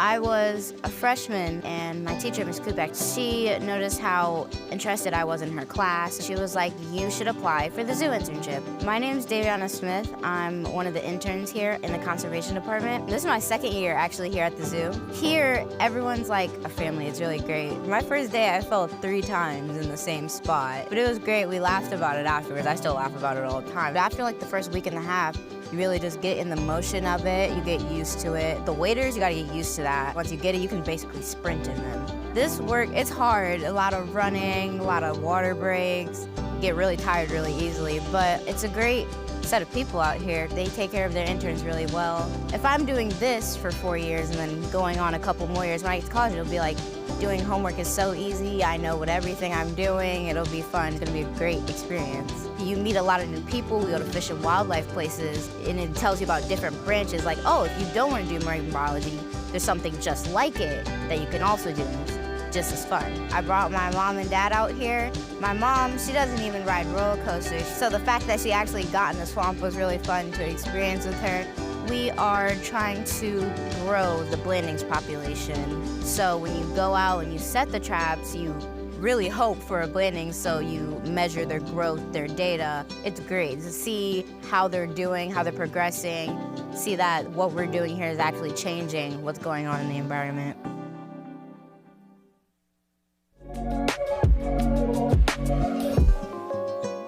We've been doing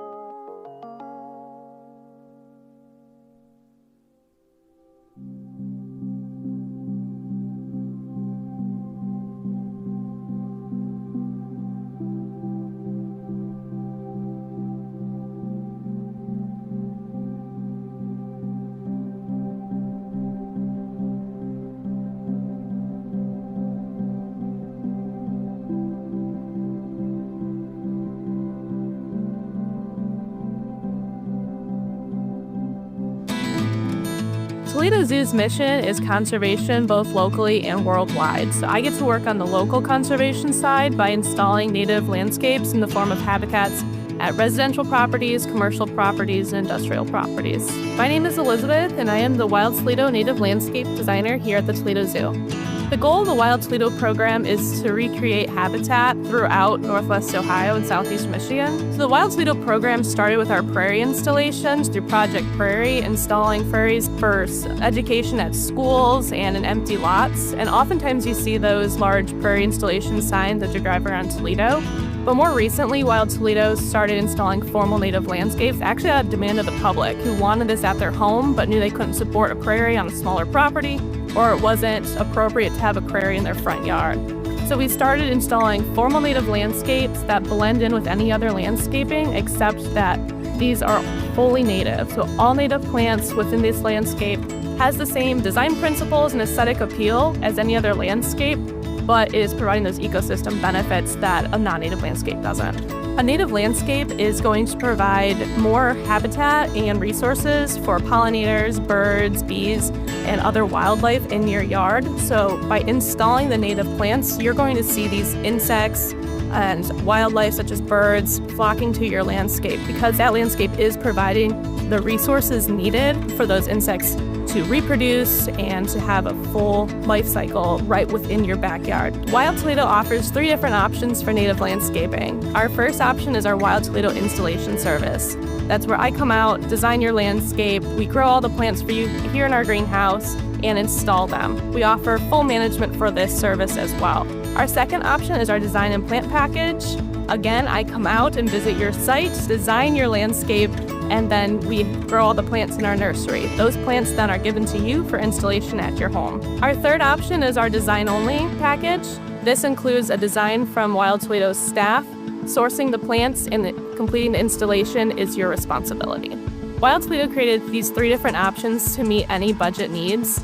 If you're interested in someone just coming in, doing all the design work and installation, we can do that for you. If you're more of a green thumb and want to get out there doing the digging and planting but don't know where to start with design, we can also accomplish that for you. Wild Toledo offers native design services even if you're not in Northwest Ohio. We can research and find native plants in your area and create an aesthetically pleasing design for your landscape, no matter where you are. If you're interested in a native landscape, please visit wildtoledo.org and email our conservation email. I will respond and come out and do a free site visit. We can take time to walk around your property, discuss options, and see if scheduling a native landscape installation is right for you.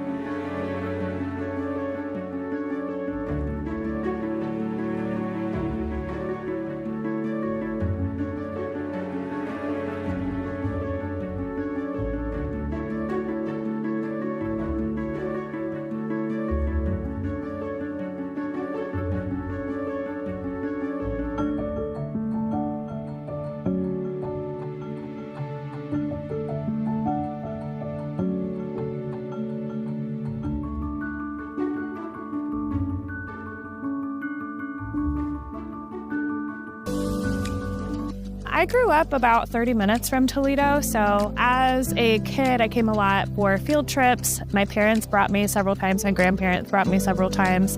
It was the reason we went to Toledo most of the time. I work at Leadership Toledo, and I'm really passionate about community building, sustainability, and conservation.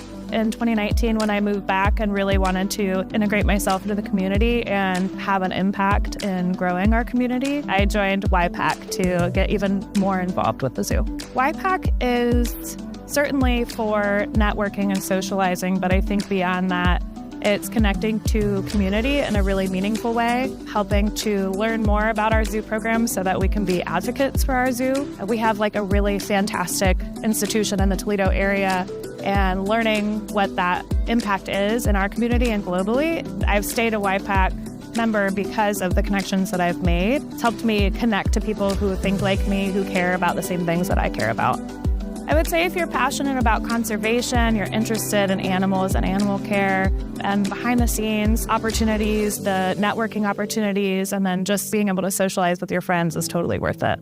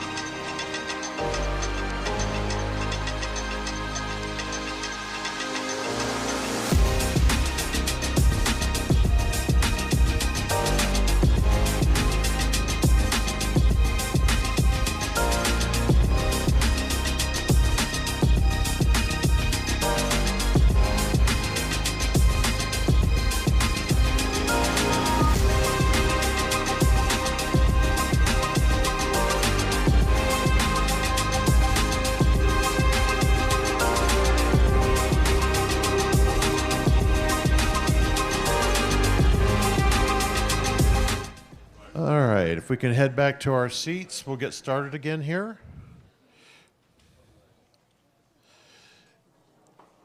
And now we'll be looking at another project that's been going on here at the zoo for a while that connects children with nature.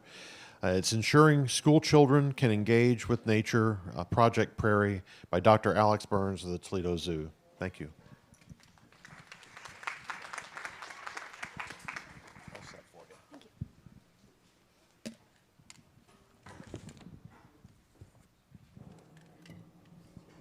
All right. Good morning, everybody. Thanks for having me today. I'm very excited to talk to you about a really unique program that we have here at the Toledo Zoo called Project Prairie. I've been working on this project since I started here at the Toledo Zoo in 2017. It was a program just briefly before I started here, so it's a really, really unique program, and I'm really excited to share it with you today. So Project Prairie is a partnership that we have with our Wild Toledo department here at the Toledo Zoo. So you've heard a couple of speakers from Wild Toledo this past week talking about our conservation programs, getting involved in conservation locally. We actually started Project Prairie with just 3 schools and some really, really endeavoring teachers that were passionate about getting their students involved in nature and outdoor learning. Definitely want to shout out Mike, Dick, and Amy Boros. They were really instrumental teachers at Maumee and Perrysburg who got this program started, working with my former boss, Mitch Magnich, who also talked a little bit earlier in the seminar as well. So with those 3 schools, we actually installed prairies into the school backyards. So prairies were selected for their conservation benefits to the local environment that we'll run through here in a moment. So just some small little grant programs that got us started with those schools, and then some word of mouth. A couple of other schools started joining with their own small grants. And then a couple of years back, we had an incredible opportunity come to us through Owens Corning. They actually funded us for a 5-year program to install 10 new prairies at schools over 5 years. So we're right in the middle of that process right now, and we have 60 schools currently that have prairies in their backyards. That's a huge job for me, overseeing all of this program, in addition to all of our other school programs that we have at the zoo, but it's amazing to see the huge impact that we have here in Northwest Ohio. Project Prairie aligns with our mission here at the Toledo Zoo. So we use our prairies to get students out into nature and enjoy nature. We use our prairies to inspire students to take steps to help their local environment. Of course, Project Prairie is all about education. That's what we're talking about today, and inspiring future students to make positive ecological impacts for native species. And action. That's a really important part for me, is empowering students and teachers at these schools that are getting prairies in their backyards to give back to their community and make a difference by being stewards for these native habitats that they have in their backyard. This is a map of the prairies that we currently have in Project Prairie. So, of course, a lot of them are focused around the greater Toledo area, which is what we love to see, making an impact in our local community. But as the program expands and we're adding more schools, we've actually installed some prairies at schools up in Michigan, out to the west, kind of in near Napoleon, Ohio, and all the way down in Findlay as well. So our range for where our team for Project Prairie will travel and do these educational programs is increasing as well. So I'm going to run through some of the environmental benefits of a prairie habitat and what it is. We'll go through these pretty quickly because it's been covered a lot throughout the symposium, but this is kind of the scientific background about why we chose prairies as a habitat, and then we'll get into how our team at the zoo uses them as an educational tool. So the conservation benefits for pollinators are one of the #1 reasons why we chose to install prairies in our backyards. So we've been talking this week about bees and butterflies and the amazing services that they provide to our local environment. So these prairies are like little refueling stations for them. The more and more pocket prairies that we have in Toledo, so most of these prairies are about a 1/4 acre. This allows the monarch butterflies and bumblebees to be able to travel throughout our area and find places that they can find shelter and food. And they don't have to go too far to find them anymore because we have 60 prairies that we're working with. So this is an incredible opportunity to increase pollinator populations and connect students to these amazing creatures that live right in our backyard. An important reason why prairies and the educational background of these is talking about native species. A lot of people decorate their backyards with ornamentals. They look nice, but what our Project Prairie and our prairie habitats are focused on is native plant species. So we all know that native plant species are way more effective at providing food and nectar resources for our local pollinators than any exotic plant species will be. So these are what we call host plants, and we're teaching these to our students. Our host plants are going to attract the most type of insects, and we have a wide variety of them that are shown to be super hosts. So our black-eyed Susans and Coreopsis and milkweed, those are all going to be really effective host plants for our native insects. And those are what's part of our seed mix that was expertly created by our conservation team at the zoo. So again, pairing our expertise through education and conservation. All right, some of the other benefits of a prairie, we have our migratory birds. So most of you, if you live in Northwest Ohio, will know that this is a huge spot for migrating birds, especially twice a year. We get an influx of tourism coming to see all of our migrating birds. So our prairies are a really important aspect of providing a unique habitat for certain birds that might not have that habitat well represented here in Ohio, because prairie habitat has historically been removed. It's a very easy thing to remove for parking lots and city structures, so bringing a lot of that habitat back for these birds. Birds require tons and tons of insects to feed their young, so again, having this space where they can find feeding resources for them is super important. All right, and the next one is regarding climate change. So prairies have a really important impact on climate change as well. So climate change, the background of that is carbon dioxide. So that's the main kind of key buzzword that we have when we talk about climate change, is that carbon dioxide extant or extra amounts of carbon dioxide are getting into our environment. That is causing a thickening of our atmosphere, and heat is getting trapped underneath. So it's not just the warming of the planet underneath, but all of the changes in weather patterns that we see. We see that right now in October in Toledo, all the changes that are happening due to climate change. So these prairie roots, and I think we've seen this diagram earlier in the symposium as well. Prairies have these amazing root systems that can go up to 15, 16 feet deep into the ground. So they are what we call sequestering, or taking that carbon out of the atmosphere. So plants take in oxygen, or take in carbon dioxide, release oxygen through photosynthesis. So that's one of their main things. The bigger the plant, the more photosynthesis they are able to do. And these plants, as they're creating their roots, are storing that carbon dioxide in the ground. And some prairie plants are as effective at doing that as some trees are as well. So this is a really great benefit of having a prairie in a schoolyard, is kind of offsetting some of that carbon output. In the winter, we actually do a program in the education department called Polar Bears and Prairies, where we're connecting our polar bears that we love here at the Toledo Zoo to the prairies. Sometimes students are surprised, how would a prairie help a polar bear? A polar bear can't eat a prairie, right? They can't find food there. But by taking that carbon in and reducing the amount of carbon that we're putting into the atmosphere, we're indirectly helping the polar bears, even though they live thousands of miles away. So we can connect to see our polar bears at the zoo virtually and talk to them about how their prairie is helping polar bears.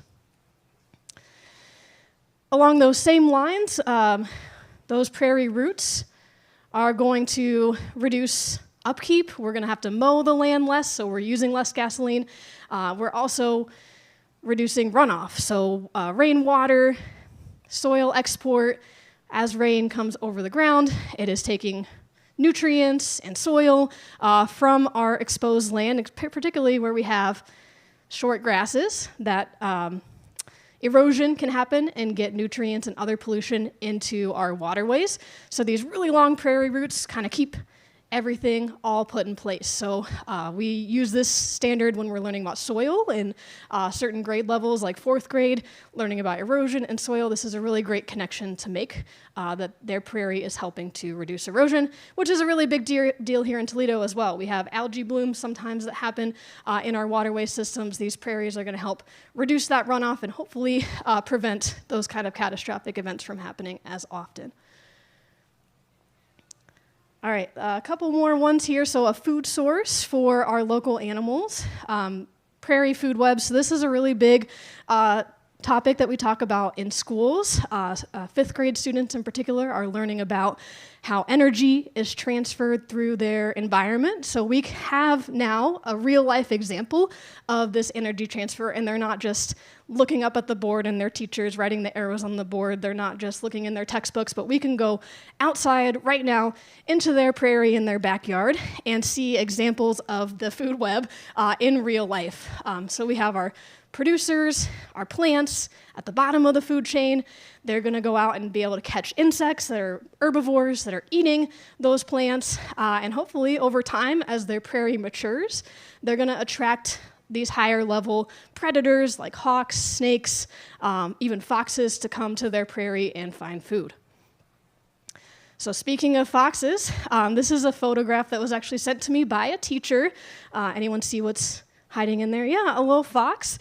So this is a little fox in broad daylight that was captured on a trail camera. This picture was actually taken right around the corner at Beverly Elementary, which is a downtown Toledo school. This is not one of our rural schools. This is a downtown Toledo school, and they had a fox running through their prairie in the very first year. This is also a first-year prairie. We typically tell schools to be patient, that their prairie is going to take a couple years to grow, but even in the first year, this was already attracting wildlife, so the students were really excited to see this.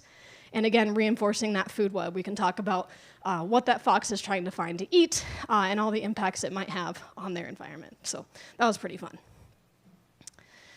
Beauty, right? So we spend a lot of time landscaping our schoolyards. Schools spend a lot of money mowing their lawn, keeping up their front appearance.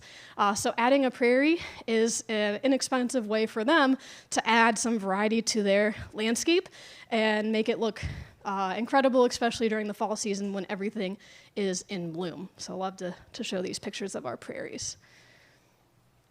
All right, finally, habitat. So we've talked a lot about the habitat that is attracting these native species. We're hoping that our prairies, taken in whole, we have acres and acres of them now, that we are making an impact on providing habitat for our local endangered species. We've been hearing about them in the symposium all week. So not just our prairie species that might actually be found in our prairies, some of our butterflies, Carner blue that was chatted about, frosted elfin. We would love to see those start to repopulate our area if they can find the habitat. But again, as we just talked about, our water animals are really benefiting from these prairies due to the reduced erosion and cleaner waters that we're getting from our prairies.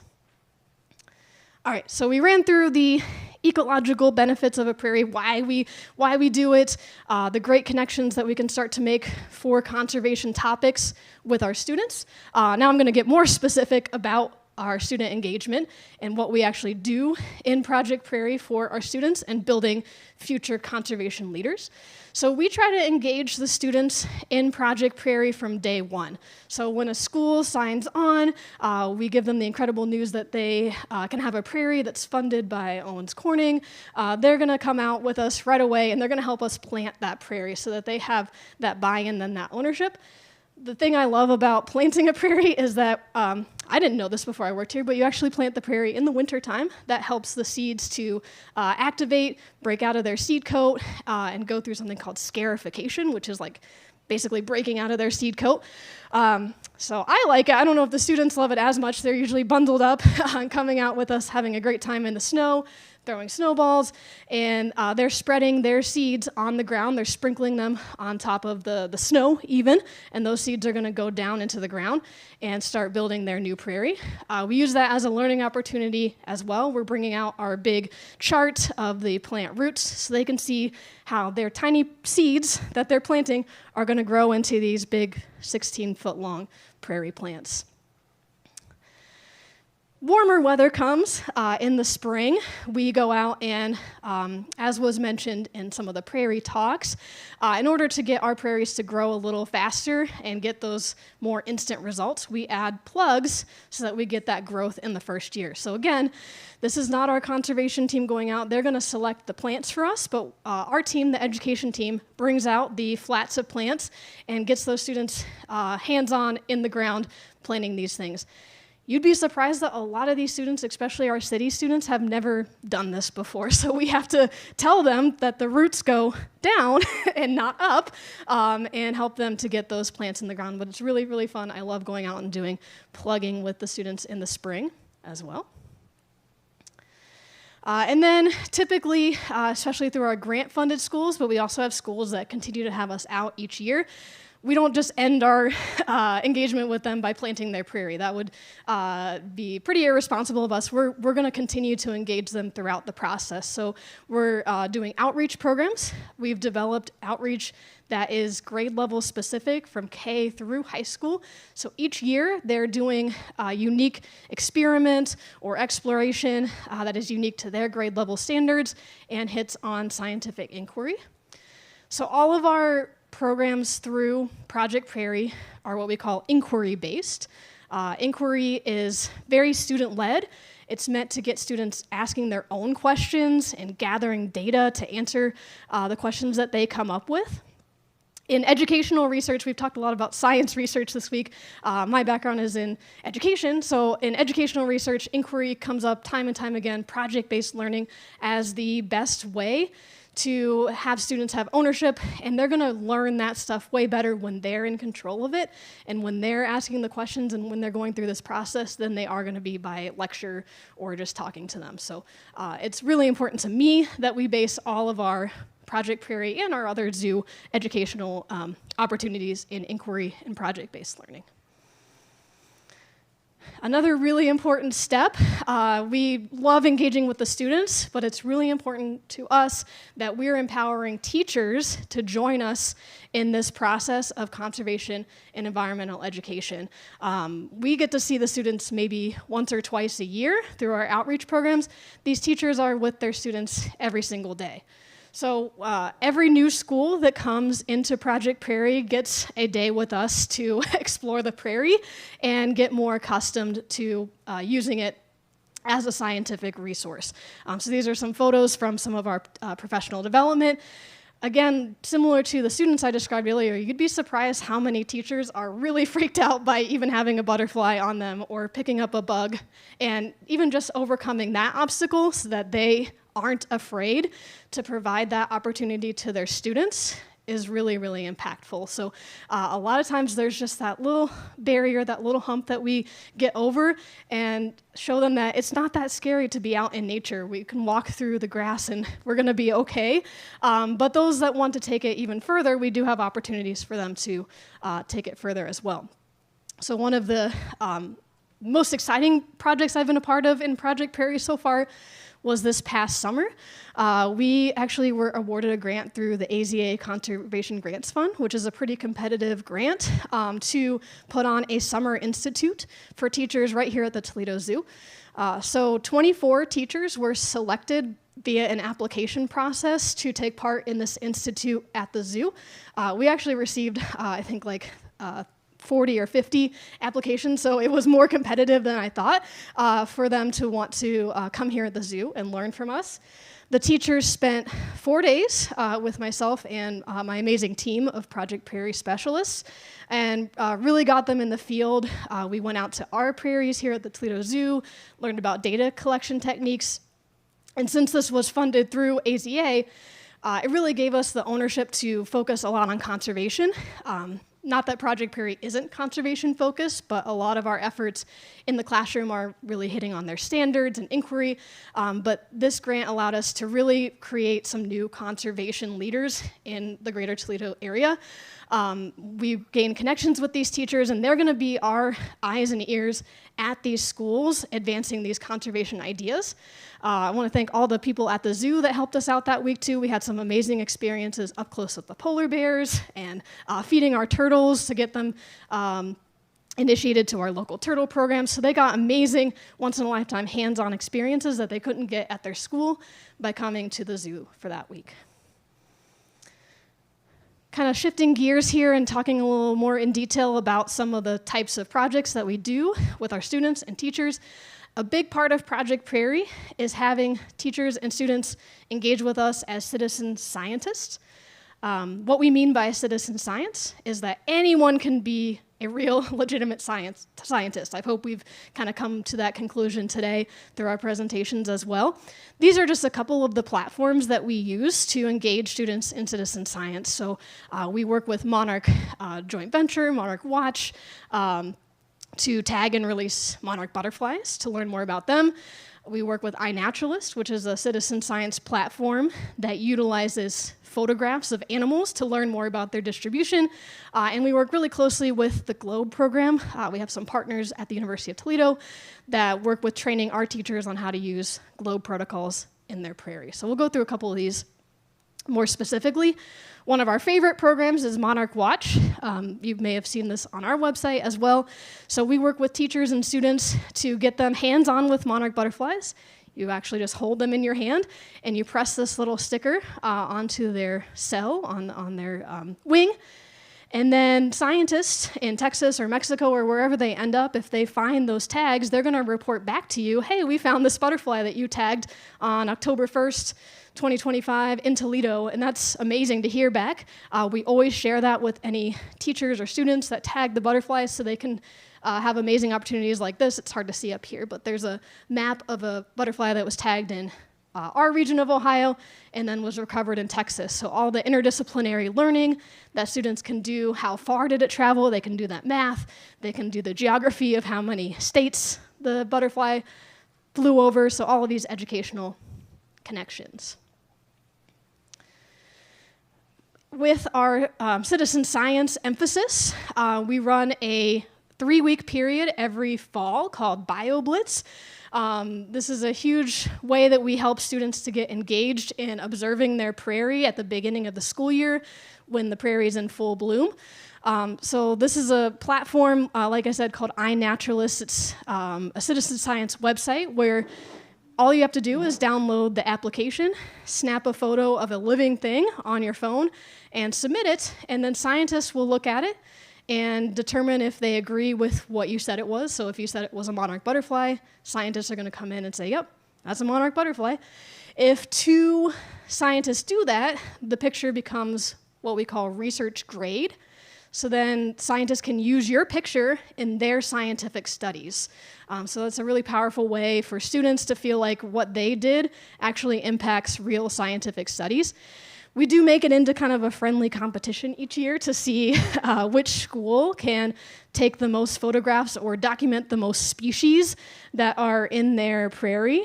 So this is our leaderboard, I believe, from last year of the prairies that we're taking photographs. So teachers and students are out taking photographs, how many photographs they take. We just finished BioBlitz for this year a couple weeks ago, and we had over 14,000 observations submitted by students, which broke our record by about 10,000. So this year we had super high engagement. We got into the schools, we pumped them up, rallied them, and it was neck and neck race between a couple of schools to see who could get the most observations until the very end. This BioBlitz program has also been featured in the news and was making waves this year. So this is just to show you a little bit about how scientists might use these pictures. So you might be wondering, okay, why would a scientist care about my picture that I took of a butterfly or a plant? They're going to use this to look at distribution. There's so many people that are using this platform that they can see. Maybe you're all familiar with this insect, the spotted lanternfly.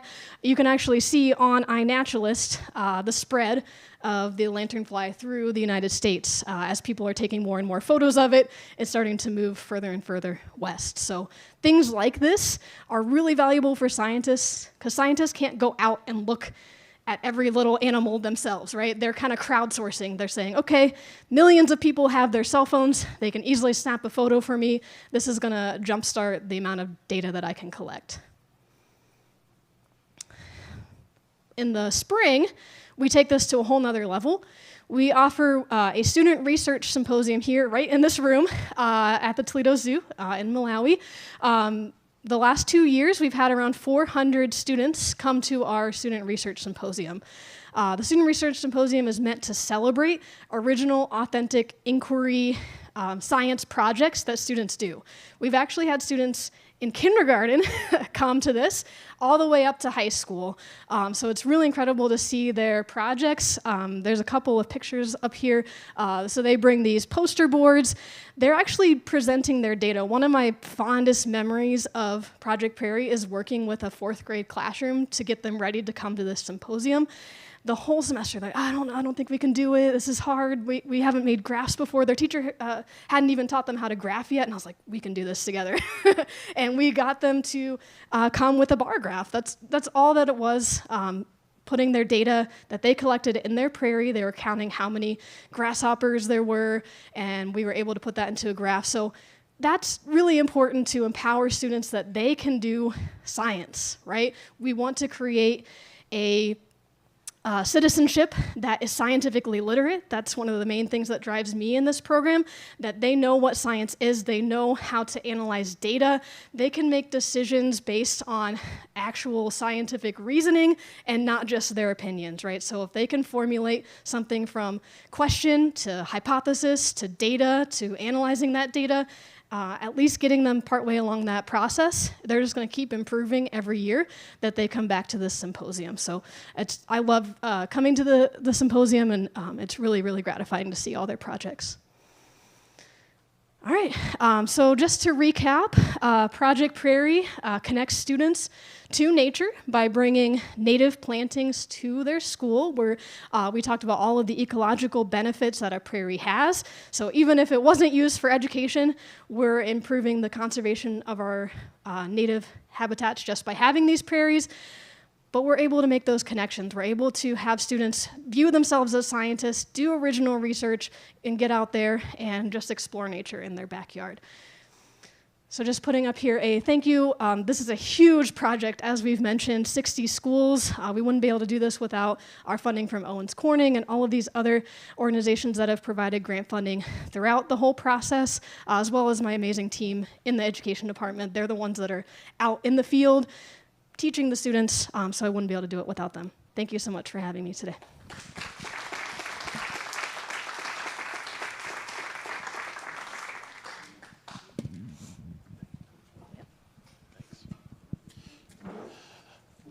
All right, and now from Ohio Prairies, we'll go back to the Solomon Islands and hear from Norelle Wilson, who is doing some incredible work capacity building there. So we'll be developing conservation capacity in the Solomon Islands.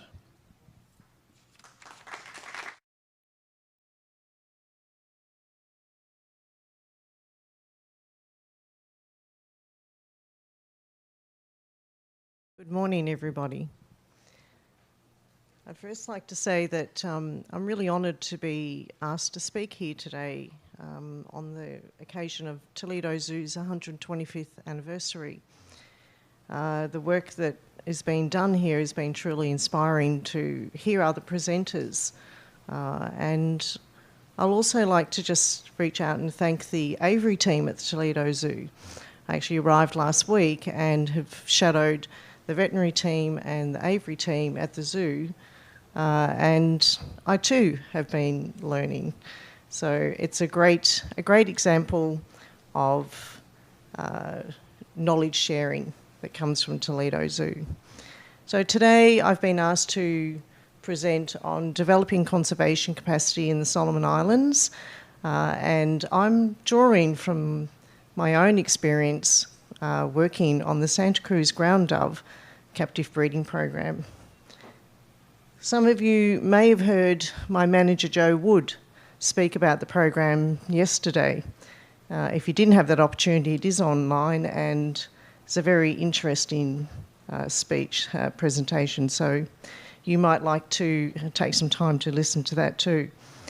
So a little bit about myself to start is how did I end up in the Solomon Islands? So I'm Australian, and I'm working for an American organisation, Toledo Zoo, and I'm in country in the Solomon Islands as a conservation advisor for Toledo Zoo.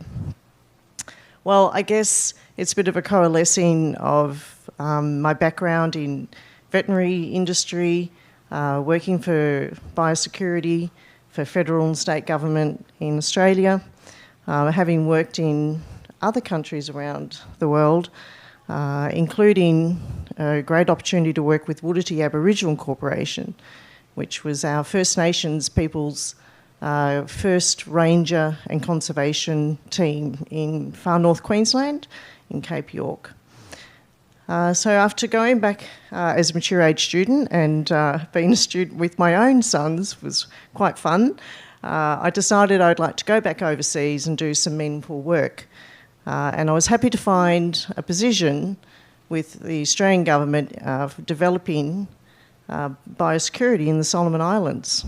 So off I went in 2018 and 19 And I went to the Solomon Islands to work for their government, working on policy implementation and to work on a coconut rhinoceros beetle incursion that was a serious problem for the Solomon Islands.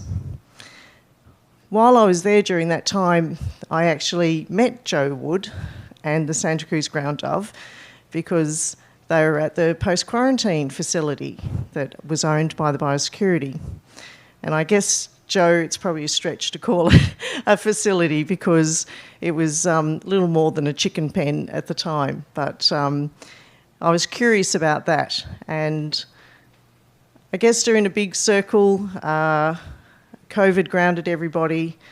I went back to working for government in biosecurity, working in the Consultative Committee for Disease Outbreaks.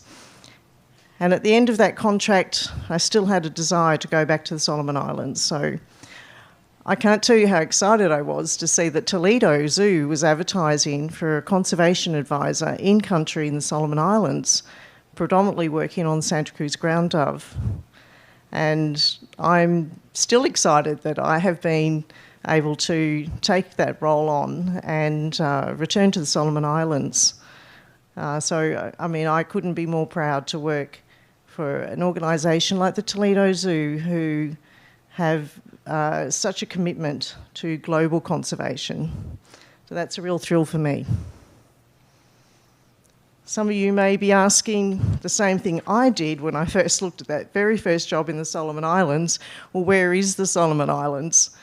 Well, you can see from the map that it's a western location in the Pacific Ocean. It's probably closest to PNG, is a good landmark. And if you look at that location, you can see that I'm a little cold this week.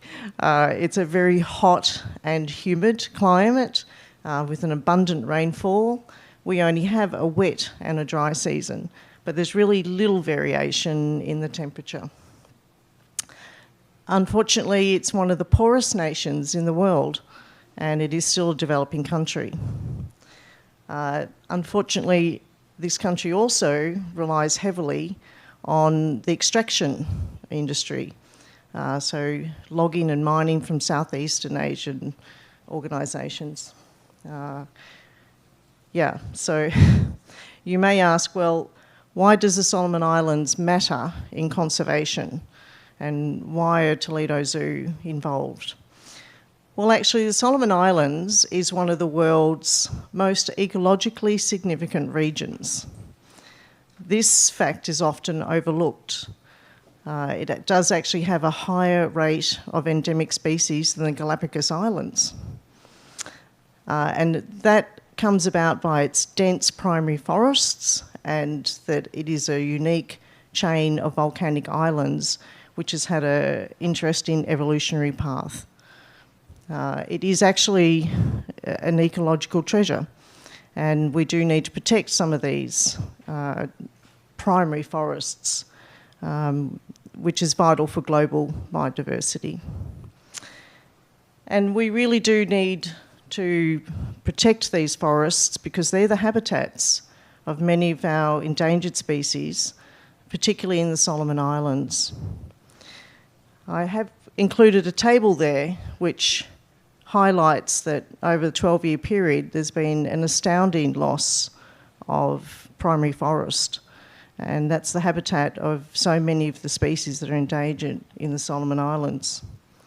And I think that just puts a spotlight on the fact that there are many gravely threatened habitats, which translates to many threatened species.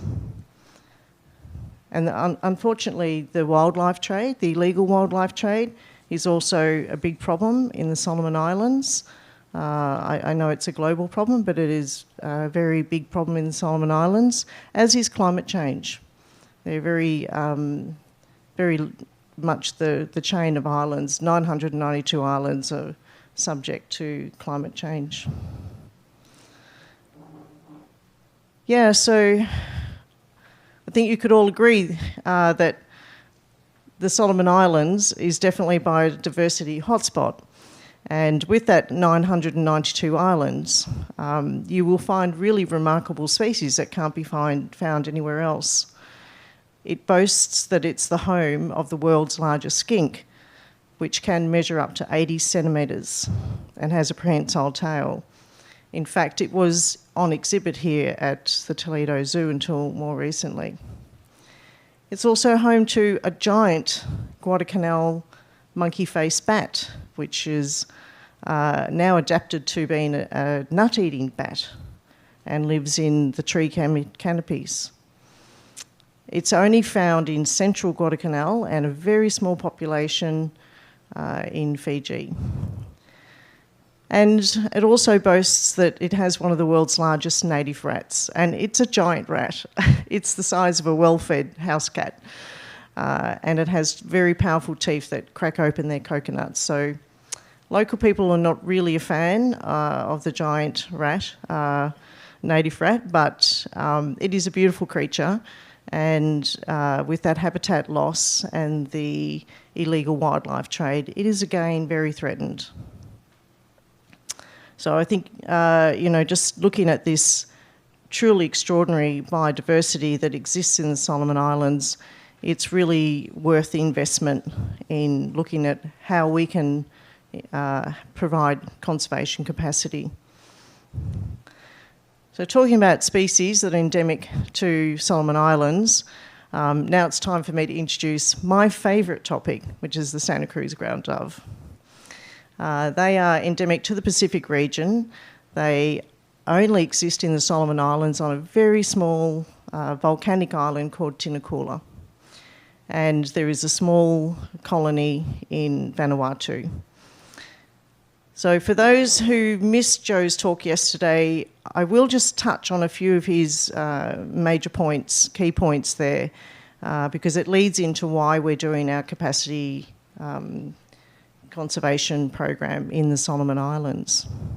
So the Santa Cruz ground dove was feared extinct in 2015, and that's where Toledo Zoo came in when, in 2017, the Santa Cruz ground doves were part of the illegal wild trade being smuggled out of the country. So Joe was called in to care for the 110 that were seized by the Solomon Island government, and 60 of those ended up going to the Singapore bird park as a insurance population. And the other significant thing that happened is Tinakula, being a volcanic island, had an eruption. So between the eruption and the illegal wildlife trade, this actually puts a real threat to the significant global population of the Santa Cruz ground dove. Now, 60 of those went to Singapore, the others remained in Solomon Islands. And Joe started to establish a captive breeding program. But there are a lot of challenges in the Solomon Islands, being a developing country, and we really lacked a lot of resources. We were fortunate that Toledo Zoo were able to support all the efforts that Joe put in. There was other things that happened that were out of everyone's control, like COVID-19 restrictions, and those closing of the borders forced Joe to leave Solomon Islands in 2020. So during his absence, the Solomon Island team that had worked with Joe managed to keep the birds alive during COVID. But the other thing that happened was then in 2021 there was civil unrest, which is quite often the case in a developing country. So it really focused the spotlight on the team that were left in country without the support of an in-country mentor, and they really came to the rise, and it is due to their fortitude that the birds survived both COVID and the civil unrest in the Solomon Islands. And it wasn't until the borders opened in 2022 when Joe was able to start to make periodic visits back to the Solomon Islands. But what became apparent was that this program really needed someone in country to build the capacity in the team. They had done a tremendous job, and we still have some of those members there today. So Martin Prescott has been in the program since the inception, and he really leads that team and does a tremendous job. But everybody needed to have someone in country. So it's the support of Toledo Zoo that supported a in-country conservation advisor role, which is me, and I arrived back in country in January this year, 2025. So I'll just introduce my team there. So we have Bettina there doing her food preparation, and I really enjoyed working with the Avery team, as I mentioned last week. You can see Bettina sitting out in an uncovered area. There is no enclosed area to do this. I was admiring the stainless steel sinks that the Toledo Zoo have because we only have a tap, and I'm looking for donors already back in country to provide us with a fridge because we have nothing to keep our food cool. This requires the team in Solomon Islands to go to market every day they need to get fresh produce. We can't keep a large stock of eggs because it's too hot. And we can't do any preparation the day before. So it requires our team to start working very early in the morning. And, you know, we mostly ask them to work at 6:30 on the food preparation. And we have to adjust how we feed them. So we will put chicks start to crumb out early in the morning if they are breeding and if they have chicks until we get the preparation. So Martin is in the back row with me there, and we have Petsika and Rosie and Bettina. And Martin is holding a sub-adult there. They do a tremendous job, and I'm so proud of them. So how do we build our conservation capacity in the Solomon Islands? And I think there's been a really strong theme across some of the talks yesterday and again today, and even this morning's presentations, that whatever we do, the program needs to be bigger than us. It can't be about the individual, what we do. We are there as a leader and the support of Toledo Zoo and any other external funders, but we need to ensure that we build capacity in the programs that we deliver overseas for the conservation, the long-term sustainable conservation of our endangered species. So one of the first things that I realised working in the Solomon Islands is that everything happens in island time.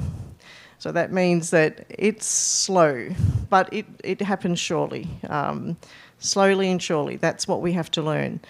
But I have to say that with the dedication from the team, what we lack in resources, they make up in willingness and their fortitude to learn and to turn up, and for that I'm grateful. So we've been able to have success this year, getting the team skilled up in nutrition. That was one of the first things that we addressed. And the other thing that we've heard a little bit about, and that's the environmental enrichment. So we looked at how we could mimic the environment for the Santa Cruz ground dove, which lives on this volcanic island. So this team have been really good with that and have assisted us in going out to source what we need from the local landowners. So the Solomon Islands, you can't just go into the wild and take what you want. You do need to go through village chiefs, you need to follow custom and tradition, and you need to ask permission to take coral sand from the beach or perches from the trees that the Santa Cruz ground dove like to perch on, or the seagrass, the coastal seagrasses that they like to nest in. So it is a knowledge exchange. We are using some of the Indigenous knowledge as well as us imparting knowledge all the time. One of the important areas to skill them with was the safe handling and the record keeping for the Santa Cruz ground dove, which just through events had been very difficult to have a continuous record data system. And we've been working with Monica here at Toledo Zoo, and we now have the Santa Cruz ground doves on the Zoological Information System, which is a global reporting system. And that's something that we will involve our team with. They're very excited to see that what they're doing in their small Solomon Islands is actually going global. So it's really, really thrilling to see that they enjoy that. The other thing that's been good for the Santa Cruz ground dove, good for Toledo Zoo, but also good for our team, is to see the success rate we've had this year in changing our nutrition, changing our environmental enhancement, and the way we do our captive breeding and breeding selection is that we've had a 90% chick rate survival rate. So that's really notable for an endangered species in a captive breeding program. This is one of the pairs, two in a clutch, that has successfully made it to adulthood and survived today, which is not overly common in Santa Cruz ground doves. They generally lay one or two eggs and you get one chick. So we're really, really thrilled. The overall increase in the population just from January till the end of September this year alone has been close to 66% increase in the population. So we went from 41 to 68. And that really is just the support of having an in-country advisor there to work with the team. So really it emphasises that our goal, Toledo Zoo, our goal working in the Solomon Islands is to empower the local people to lead these programs into the future. And we do want to expand on our other endangered species in the Solomon Islands. So in order to do that, we have to have sustainability in our conservation capacity. One of the other things that's worth mentioning is that we have started to expand our source of sponsorship, so not to rely entirely on Toledo Zoo and their donors and funding, but to also go out and source funding from other corporate sponsors. And to do that, we had to open a charitable trust. But we've also reached out to the Solomon Islands National University. And part of the theme this morning has been about bringing students and people into internships and scholarships. And I think that is really important because in Solomon Islands, there is no public education and a lot of people don't have the opportunity to have education. So what we've been doing is connecting with Solomon Islands National University and asking them to include some of the importance of conservation of endangered species and captive breeding into their environmental program. And they've been very willing, and we also have invited the head of the Faculty of the Environment Division onto our board. So all of this is about concentrating on long-term sustainability of conservation programs. So as I touched on there, we have established a charitable trust.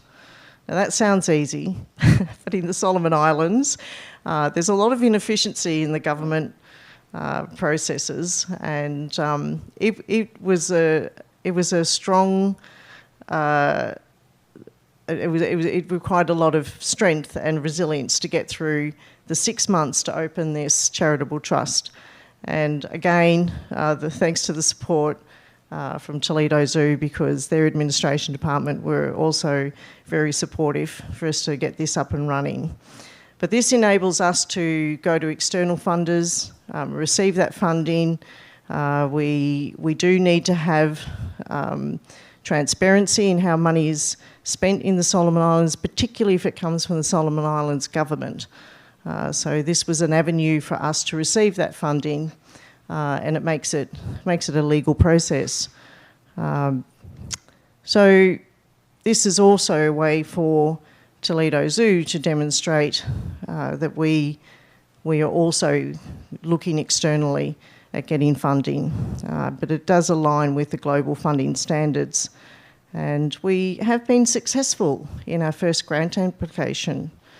So what we hope to do with that is to have a visitors information centre, which we can create a storyboard on the Santa Cruz ground dove, and we can start to have some awareness programs, just like you are here in Ohio, where we can start to teach schooling groups and public the importance of conservation.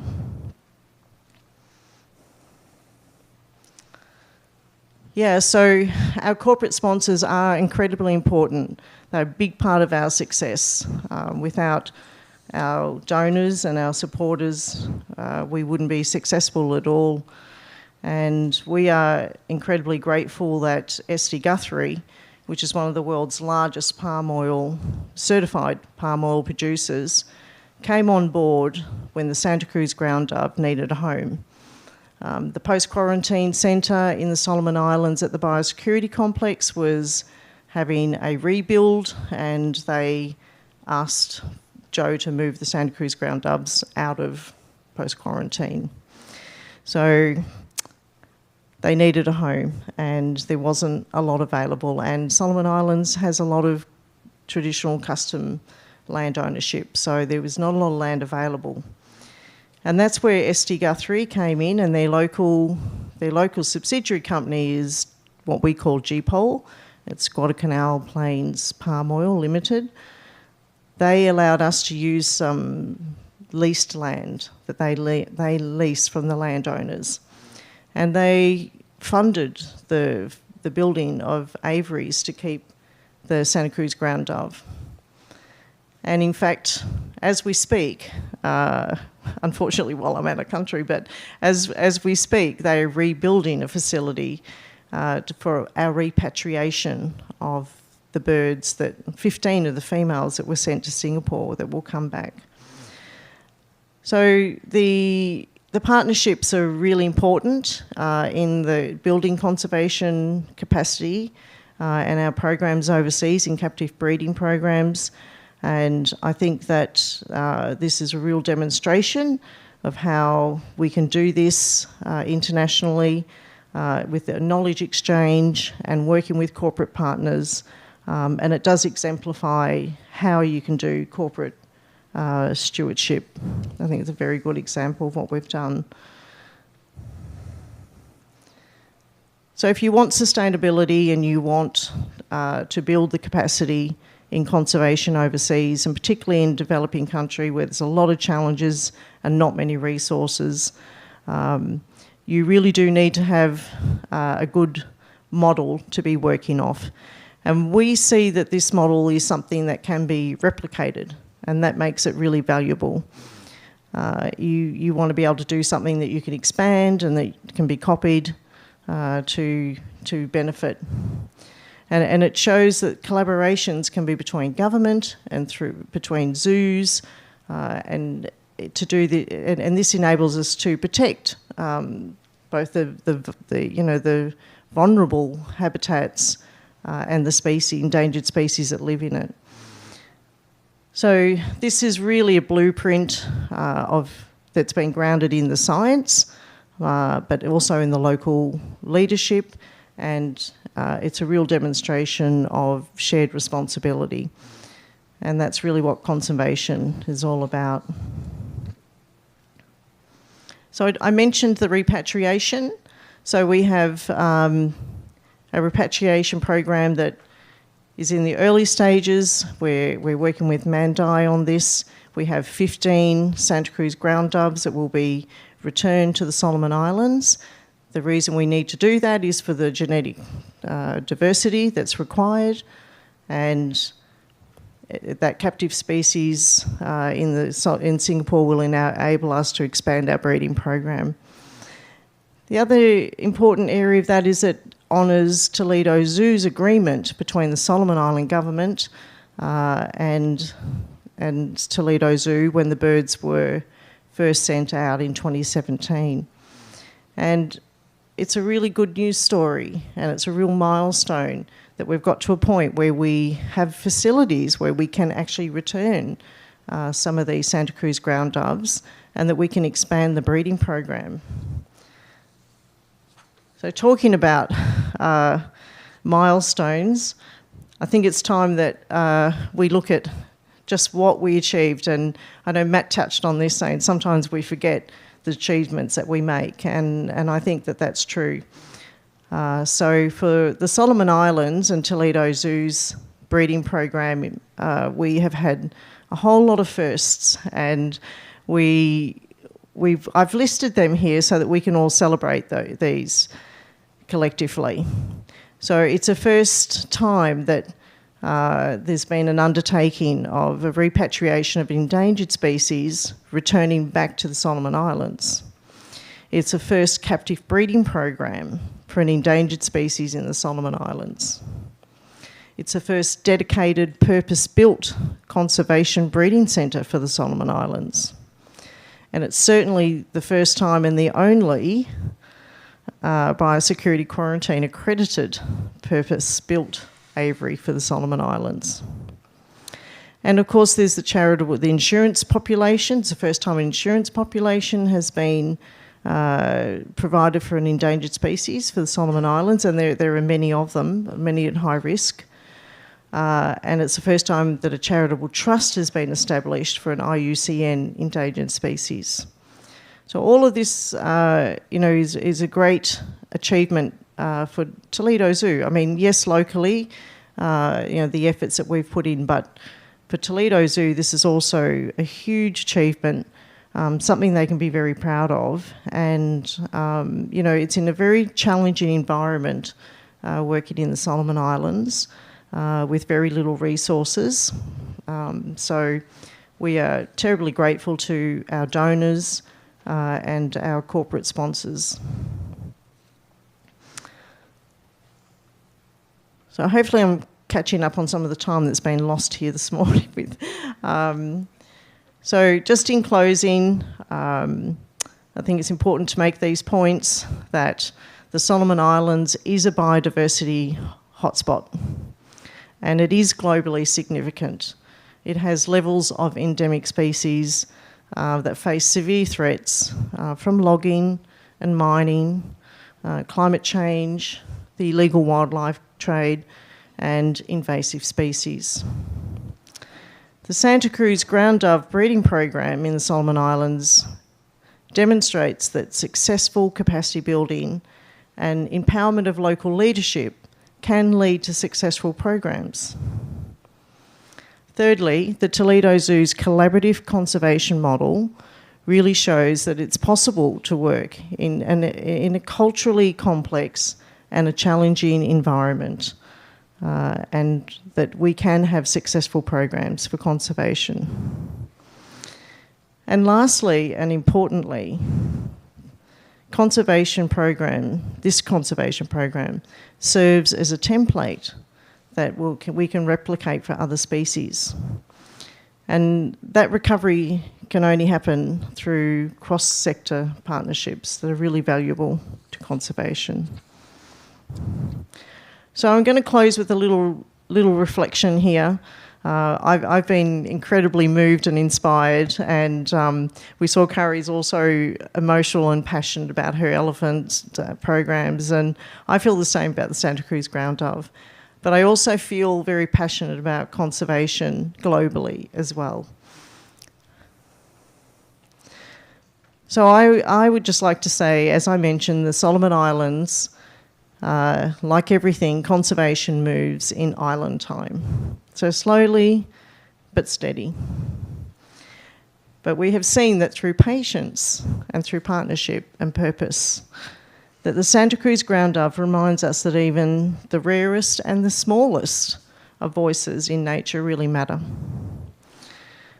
So I'd like us not to just imagine what is possible, but if we commit to developing conservation capacity in the Solomon Islands, because if it's not us, then who?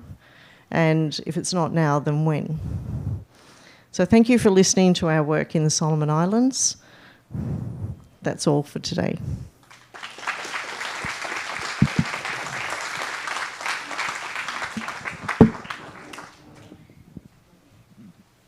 Thank you so much. I appreciate that. I love that.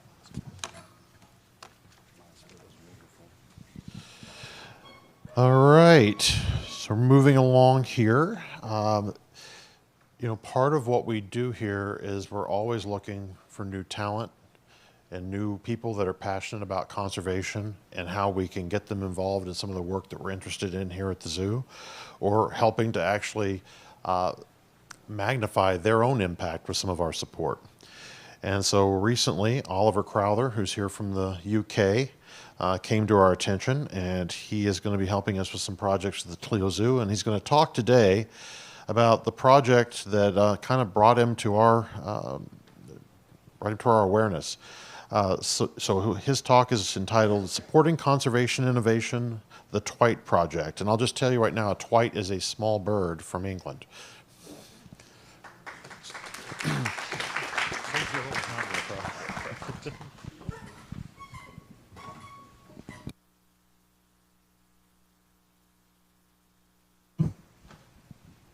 Are we good? Yep, perfect. Right, hi everybody. Welcome to my talk. This is on how the Toledo Zoo is supporting conservation and innovation, just like Jeff said as well, which is with my Twite Conservation Project.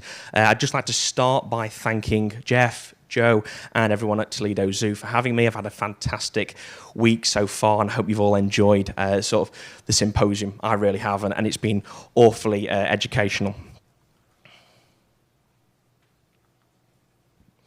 So, I want to start by justifying why is a 23-year-old stood up here in front of you all today talking about my project. I know there's going to be a lot of people in the room with far more knowledge and experience than me, but maybe what I lack in that experience, I'll absolutely make up for in passion. So, like I say, my name is Oliver Crowther. I graduated from the University of Nottingham with a master's degree in bioveterinary science this summer. This gave me a really detailed insight into animal behaviour, nutrition, and their biology. And actually, I did my master's research project on the behaviour of twite and how it changes as there's a difference in the sex ratios of these birds. I'm also an aviculturalist, so as a kid, I really had a passion for birds and continue to for this day, so they've sort of been the major part of my life since I was very, very young, and I've been keeping and breeding birds over the past 13 years. In that time, I've bred over 40 different bird species, ranging from small exotic birds, of course, your farmyard birds, your chickens and your ducks, smaller other like galliform species, so things like pheasants, partridge, quail, doves and pigeons. And then something I'm particularly well known for is breeding European native species, particularly Fringillidae family finches and European softbills. As I mentioned, I'm quite well known for something in particular, and that is content creation. So I've built a brand called OC Aviary, which is my logo down in the left corner.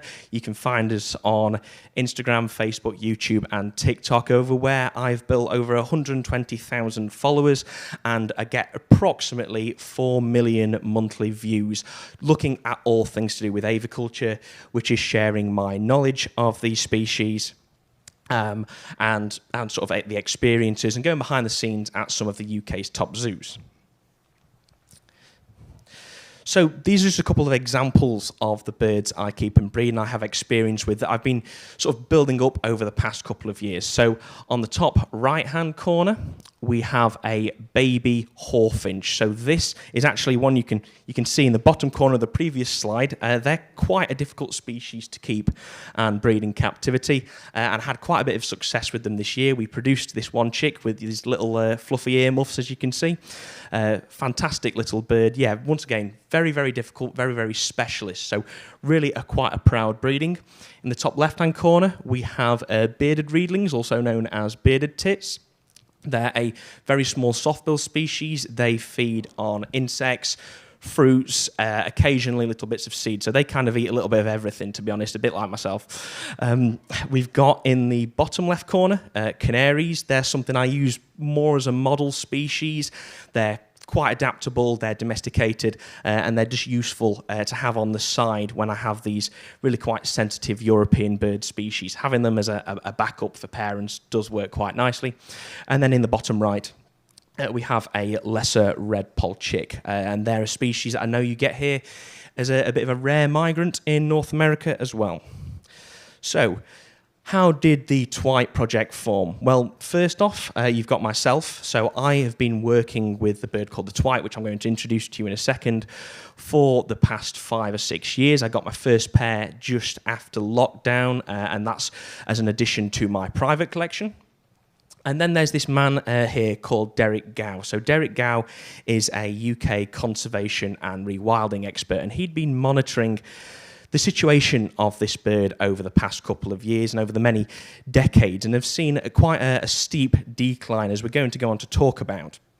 So we decided that between myself and Derek, we would save this little bird, because it was a bit of a now or a never situation. And it was with his charity, the Keep It Wild Trust, that we formed the Twite project in 2023, and as of 2025, we've also now got the support of the Toledo Zoo as well. So, this is the Twite. This doesn't look the most exciting bird, I completely get that, but they're actually extremely quite rare. So they're a small granivorous bird belonging to the Fringillidae family, so they're a tiny little bird, something that best describing them. You might have seen the sparrows that are about the zoo. They're quite commonly confused with them. They're not the most exciting looking bird, but they have some really quite unique behavioural traits. Now, they only weigh approximately 15 grams, so really quite small. I think probably the smallest animal that you'll have seen anyone working with today, or maybe the butterflies were a little bit smaller, but still very, very small. Now, they're found right across Northern Europe and Asia, so there's a lot of them in sort of continental Western Europe. There's then a giant gap of several thousand kilometres, and then you will find them in a part of Central Asia as well. They inhabit grassland and moorland, so they're really quite a highland species. They like those higher altitudes. They're not something like, for example, here in North America, you have American goldfinches and pine siskins. They're more of a lowland species. These are very much adapted for the highlands. And there's 9 different subspecies of twite. The one that I'm particularly interested in, of which is the focus of the project, is the pipilans. So, they have quite unique nesting behaviour for a finch. As I mentioned about the American goldfinches and pine siskins you have here, alongside many other Fringillidae family finches, they nest in trees or in hedgerows. They nest quite high off the ground. Whereas twites are quite unique. They nest completely on the floor. Now, is this due to the habitat they occupy in these moorlands being completely treeless? Well, maybe, but also is it's just their natural behaviours. They want to nest in the undergrowth. So they build a little nest on the ground out of roots and small grasses. They build it sort of underneath bracken and heather, and they lay 5 little blue and brown eggs. So what's the behaviour of these birds then? What's something that makes them quite unique for a finch? Well, first off, they're highly sociable. So in all finch species, you will generally find they congregate in large flocks throughout the winter. They form their pairs, and then they go off in their individual pairs to breed. Well, twites are quite different. They're always found in flocks at all times of year, so they're a highly sociable species. They're also found in these small flocks when mating. So you might find flocks of 10 to 15 pairs of birds actually occupying a small area of moorland to breed. And this is called an aggregation. The thing about this, though, is that when you have a really sociable species, you would usually expect them to have cross-pair matings. You'll have one male mating with multiple females. But actually, twites are highly monogamous, so they really are very well bonded to their partners and will not entertain the sort of approach from any other birds in their species. And then in the winter months, these small flocks of maybe 30, 40 birds will congregate on the coasts across Europe and Asia, and in flocks of absolute thousands, if not tens of thousands of birds, they will go to coastal salt marshes in search of food in less harsh weather. So this is a figure from a study of twite migrations in Western Europe. So I'm just going to describe this to you. First off, down the centre you can notice as there's an arrow pointing out a dotted line. This is the separation between the pipilans, which is the British endemic subspecies on the left-hand side, and the Flavirostris on the right-hand side, which is the European continental species. Then you have these areas highlighted in green, which are in the north. This is their breeding sites. And then if you follow the lines down to these purple areas, that is where the birds overwinter. So this figure was looking at about 22,000 individual records for twite across the Western Europe and looking at the ring records and basically the distribution of them. Now, one of the things you might notice is that you do occasionally have birds from Britain overshooting the channel and ending up in continental Europe. However, there's actually no records of birds from continental Europe ending up in Britain, and this is as a breeding bird, so you have to treat them as two completely distinct subspecies. So what is it that make twite the focus of this conservation project then? Well, to begin with, I want to take you back about 100 years ago. If you'd gone on the moorlands in the UK about 100 years ago or so, you would have found hundreds of thousands of these birds in giant flocks. They was actually so common, they gained the nickname the Pennine Finch. You would always go out to these moorland areas and you'd be almost guaranteed to see them.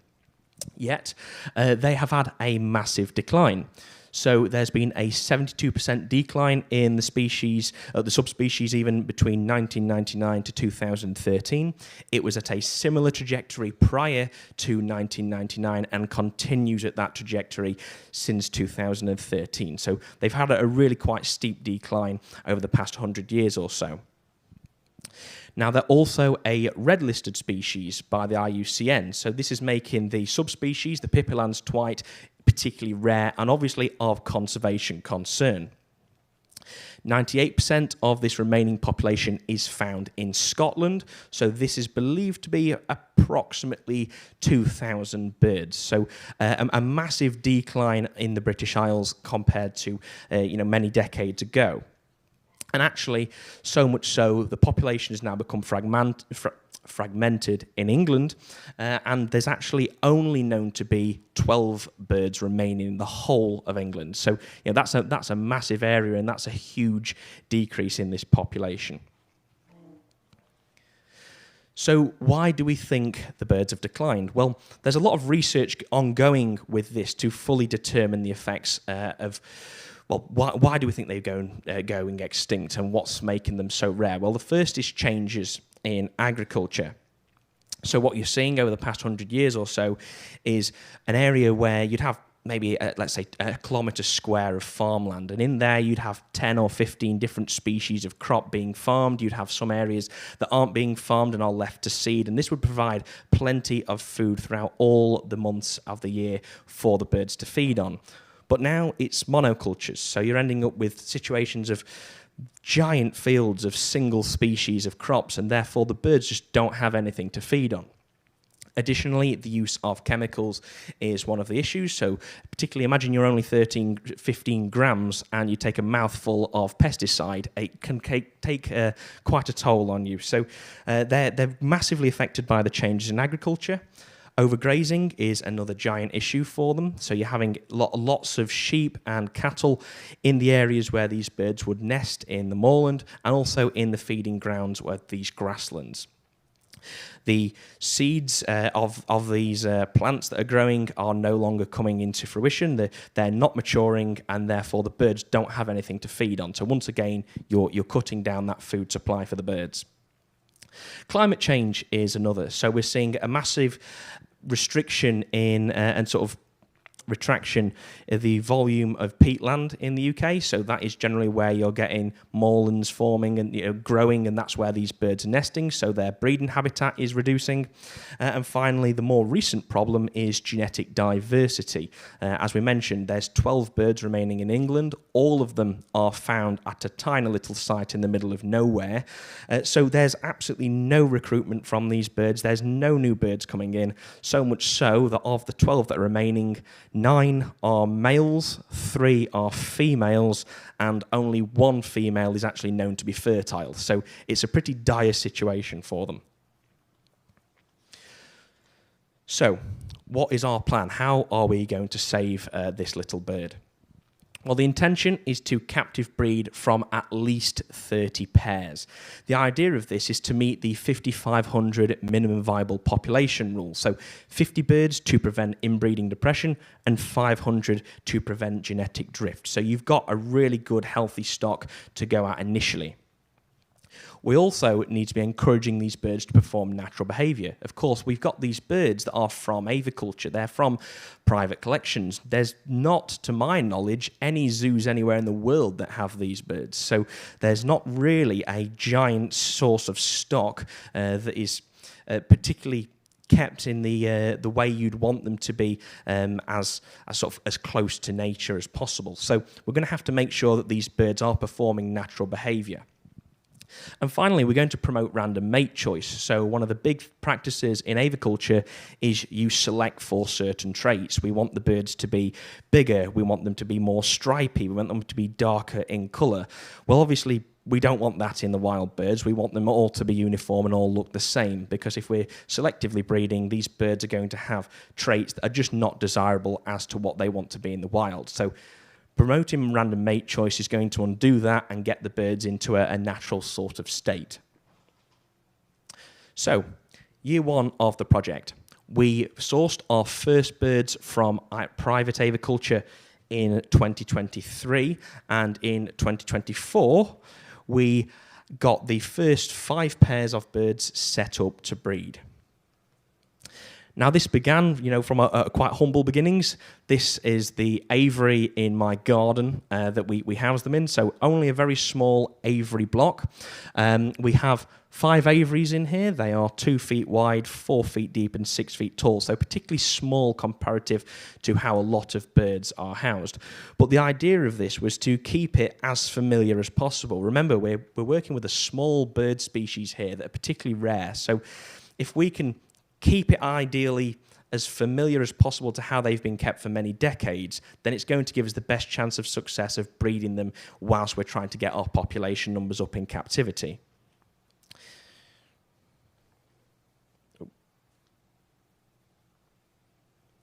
So it was quite successful.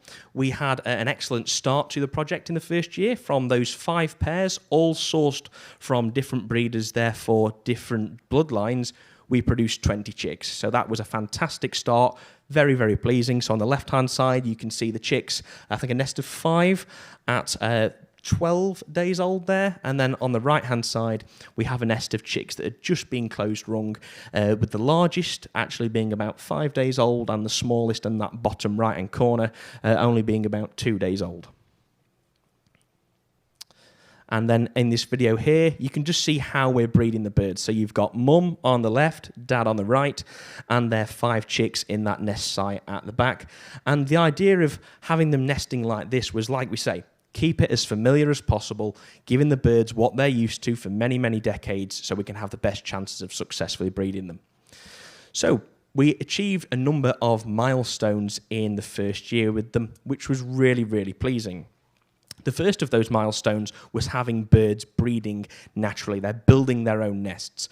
Now, this is quite a uncommon thing when it comes to finches in private aviculture. You often give the birds a preformed nest bowl and they will lay their eggs in that, or probably won't even build their own nest. They usually can't be bothered and they're too lazy. So you make them build their own nests, and that's how we want them. That's how the birds need to be if we're going to put them into the wild.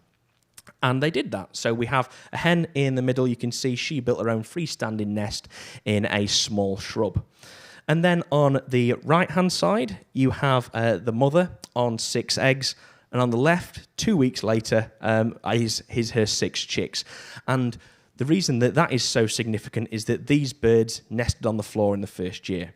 So that's quite uncommon for finches in captivity. Usually how you're going to breed them is you put a nest site 6 feet off the floor for the owner's convenience. So you can walk up to it, take a look in, see what the chicks and the eggs are doing. Well, putting it on the floor and actually having them do that natural instinct, that natural behavior of breeding and nesting on the floor was absolutely fantastic. So that's a major milestone. And then year 2 of the project. So we've already managed to build our population up so far. We've doubled our numbers, which is fantastic. So what we decided to do this time round was set up 12 pairs of birds. So this would give us 12 pairs for the spring. So this is spring 2025. This is a few months ago. Now, of course, we quickly outgrew the aviary block in my garden, so we had to build something new, and I was quite pleased with that as well. It gave me a lot of room to have a lot of nice birds. So we have, along that back wall, we have 10 aviaries, and at the very end, we have a very large aviary in there as well. These were increased in size because we think that this should give the birds a more higher chance of breeding success. So these aviaries are 3 feet wide, 8 feet long and 6 feet tall, so over double the size that we were previously breeding them in. This really helped lower aggression that we were seeing in the birds in the first year. You do often get the male birds can be quite boisterous with the females, often chasing them, trying to encourage them to go back to nest and breed. So having them in slightly larger aviaries really worked well for that. It also helped keep them fit. So one of the other issues is they do like to be quite selective in what you feed them. So if you give them a seed mix, they will absolutely pick out the equivalent of the cake. It's like if you go to a buffet with children, they're not going to pick the salad, they'll pick the cake every time. So it's the exact same with the birds. So it was a very challenging season, in all honesty. Despite the changes we had made, the major issue was we had quite extreme weather in the UK that just basically created really unfavourable conditions to house and breed these birds in. We had really high temperatures, an absolute lack of rain, so the complete opposite of what these birds like. Despite that, it provided a great opportunity to learn. So if this does happen in the future, we know how to amend it and to bring on further success. And because this happened quite early in the breeding season, we managed to have some success still. We made those changes and we still produced 10 healthy offspring, which was really, really pleasing. So once again, we're increasing our numbers further towards that goal. So what are the future aims of the project? Well, the first is to build our parent stock population up to at least 60 individuals. Once again, this is trying to meet that 5,500 rule for the minimum viable population, because what we're going to be looking to do is put larger numbers of birds out into the wild in the future. The next is to breed them in wild aviaries. Now, the idea of breeding them in wild aviaries, and what I mean by that is we've got them in a functional setup at the moment. We've got them in aviaries that work really well for breeding them in that clinical setting. But actually, are the birds going to be able to breed naturally if we release them? Well, that remains to be seen. So the first thing we're going to do is get a number of birds out into these wild landscaped aviaries that will be full of boulders, of heather, of bracken, and have them breeding in there. And we can then compare what are the success rates like. Are we breeding plenty of birds by that method? What's the comparison between the indoor aviaries, as we've seen previously, and these outdoor aviaries? Then we're going to be working on a reintroduction strategy. So we aren't just shooting in the dark with this. We haven't just done this on, we'll get all the birds together and we'll work out where we're putting them later. We do know where we're putting them. We've got a number of sites across the UK that are on paper, fantastic for twites. The problem is that the wild birds are in such a small population.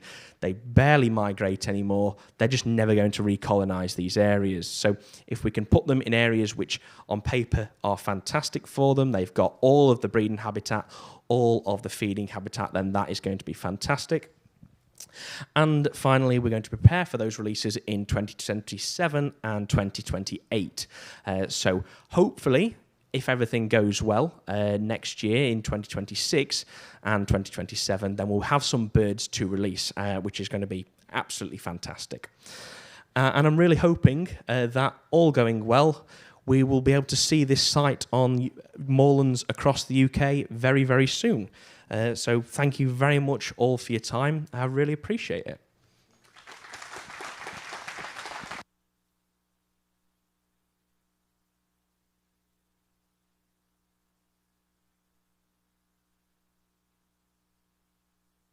Thank you, Oliver. That was great. We're going to have one last talk before lunch. That'll be ensuring early access to conservation education, the Toledo Community Preschool. So for those of you that don't know, we operate a free preschool here at the Toledo Zoo that provides classes to any preschool in the area. And our curator of education, Jody Anderson, will be talking about this great program. Yeah, look, you got a puppet. What's that? You got a puppet. I do. Good afternoon. I had to check. Thank you all again for being here. As Jeff said, it's my privilege to serve the education department here at the Toledo Zoo, and my responsibility today is to share with you the story of our community preschool. It seems fitting to me after all of the stories in the celebration that you have been a part of this week, including this morning you've heard about Dr. Cross's turtle program for the older students. Alex talked about our Project Prairie, which serves a wide range of grade levels. And you've heard our global partners talk so much about the importance of education, both in their local communities and the outreach that they do with the schools in their area. So maybe it's fitting after these 3 days that we land on this story, which is some of our youngest learners that join us here at the Toledo Zoo, and where the story begins. So what do you remember about preschool? Some of us are dialing back a little farther than others. So let me share with you a quick minute or two version as a reminder. So I'm going to need you to play a little bit of the part of the preschoolers that join us here. So learners, I'm so glad you have joined us here today at the zoo. As you might remember, we've been learning about habitats. Do we remember what habitats are? Just shake your head, yes. So we know that habitats are places where animals get what they need to survive. So their food, their water, their shelter, the spaces that they need. So the first thing we're going to do today is I want to share with you a story about animals in a special habitat called a mountain. Do you know what a mountain is? Have you seen a mountain before? Keep in mind when our preschoolers come, there's a decent chance that none of the students in front of us have ever seen a real mountain in person. So we might show them a mountain. And I would say, learners, does this remind you of a shape? A square? A circle? What shape does it remind you of? A triangle. What colors do you see in our mountain? You see some gray. You see some white. Does anybody know why the top of the mountain looks white? Okay, some of our students are on top of this, as often happens. That's right, there's snow there. Do we find animals where there's snow? Lots of them. So let me share with you a story about animals from all over the world where we might find on a mountain, some of them where there's snow, and some of them where it's a little warmer. Before some of you are maybe panicking that I'm going to read this whole storybook, know that I'm only going to read just a couple pages. So this is called Over on a Mountain, somewhere in the world. Over on a mountain, grazing in the morning sun, lived a woolly mother llama and her little cria one. Roll, said the mother. I roll, said the one. So they rolled in the dirt, grazing in the morning sun. Over on a mountain where the bamboo grew lived a giant mother panda and her little cubs, too. Eat, said the mother. We eat, said the two. So they ate and ate and ate where the bamboo grew. I don't want to spoil the ending for you, but as you can tell, we're counting, and it goes up to 10. So you've caught that as part of that preschool experience. Let's put this somewhere where I'm not. It includes some of those basic pieces of learning. And so if you can think of what your preschool was, I can picture a little bit still of what my preschool experience was. But imagine that your preschool is a place that spans over 60 acres. And the teachers include conservation, educators, zookeepers, scientists, naturalists, and where the curriculum is based on the curiosity that we want children to have about the natural world. Because that's where the Toledo Community Preschool comes in. So what I gave you was just a little sample of what we sort of provide for children that come and join us here. So starting with a story is common. Let's remember that with these preschoolers, we're talking age 3 and 4. And I don't know if you've ever unloaded a bus of 15 or so 3 or 4-year-olds. But a story is not only a good place to start the learning, but it's a good way to settle in for the learning. The benefit of our community preschool in part is the unique experiences that we give to students. So we get to share with them things like the opportunity to touch what we call a biofact. So if we went a little farther in our mountain story, we would encounter the snow leopards. And we would share with children that part of their day with us that day is we're gonna go and meet a snow leopard on grounds, but we can provide them the opportunity to actually touch the fur of a snow leopard. Now, we might also ask them, just as a connection, of what other animals they know that have fur, or we want them to connect it to animals here in Ohio. And there's a certain art form to our teachers doing that, because if you've ever had a conversation with a 3 or a 4-year-old, if you ask them what animals they know, we want them to identify with the earliest animals they probably knew, which are their pets. But if you ask a 3 or 4-year-old about their dog, what are you going to get? Their dog, everything that's ever befallen that dog, the cat, the neighbor's cat, and probably a story about the neighbor as well. So we want students to be engaged in connecting in those, but we also want them to identify what is important about conservation of the species that we have here at the zoo. So the other exciting thing that happens with our preschoolers is we do go out on grounds. And we actually spend quite a bit of time here at the zoo being able to experience the exhibits and the unique experiences that we provide. Usually, and I shouldn't say usually, every year there's a theme that ties together all the experiences that our community preschool has.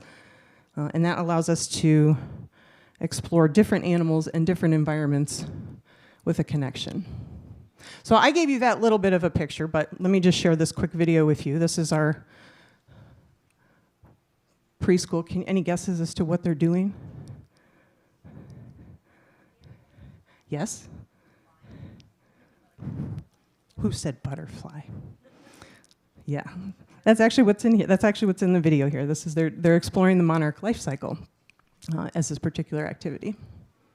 So a quick little bit of kind of a geography and a little bit of a history lesson is the community preschool here at the Toledo Zoo has had a variety of locations. So as the zoo has evolved, so has the space for the community preschool. So for our staff that have been here for quite some time, it actually began in a space that was used primarily for birthday parties in Africa, relocated a few years later to the former conference room at the aquarium, relocated again to the basement of what is now the Prometica Museum of Natural History.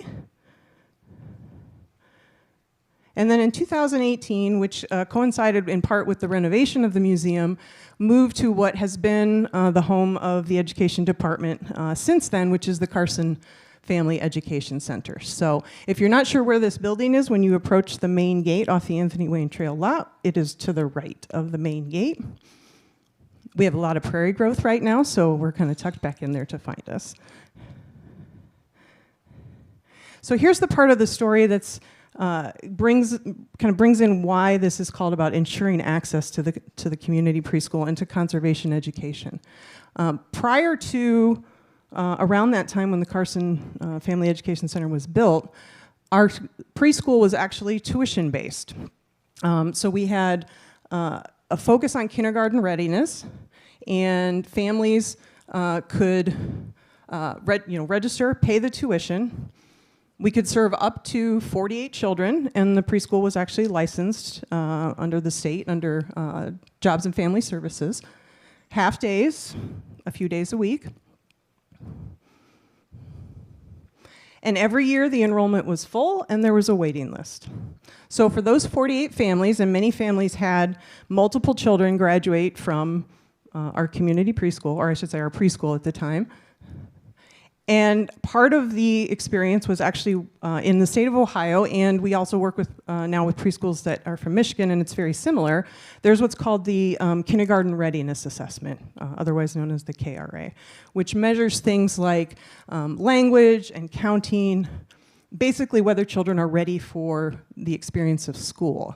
It's not a gatekeeping, it's not a test, it's just a point of evaluation. So our staff worked with and evaluated children and presented that information to families.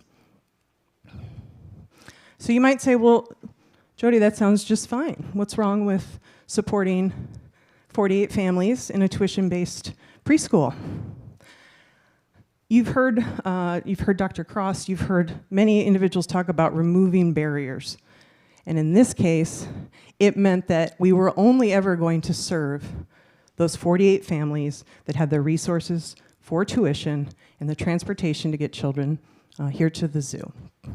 So around the time that the museum was being renovated, the preschool had to be put on pause. And it was at that point that the Toledo Zoo made a decision that rather than being a kindergarten readiness, heavy responsibility in the kindergarten readiness and a tuition-based school, we were going to evolve to a mission-based focus, partner with local preschools as a supplement to their curriculum and what they were providing, and eliminate the tuition. So when the Education Center opened and we changed that, that's exactly what happened. Now, the objectives of the preschool and the goals of providing that level of, or that conservation education at that age to children didn't necessarily change that much. We still wanted children to have increased knowledge about animals.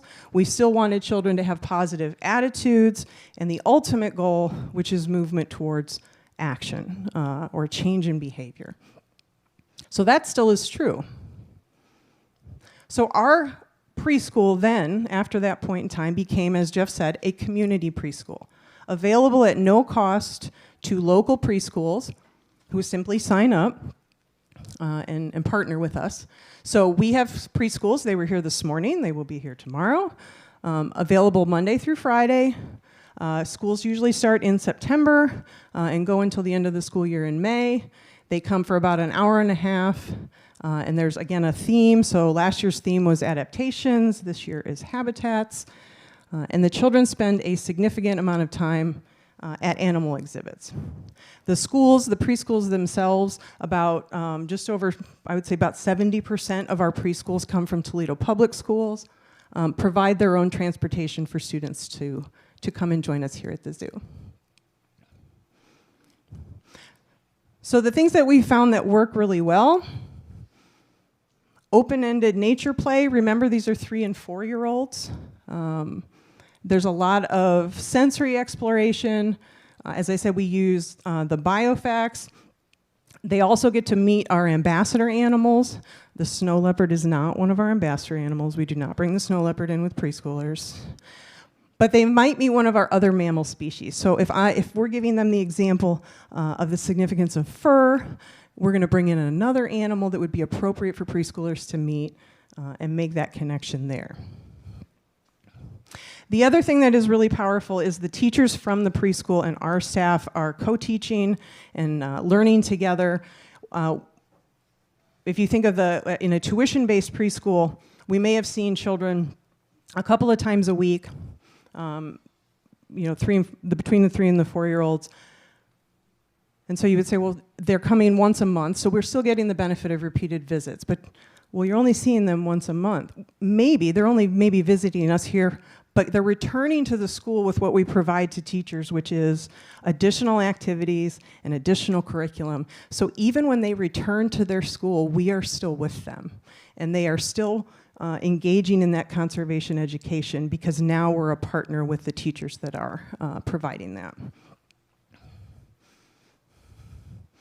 So there's 2 things I want to share with you as to kind of a measure of whether we got this right when making this decision to move from a tuition-based preschool to a free community preschool.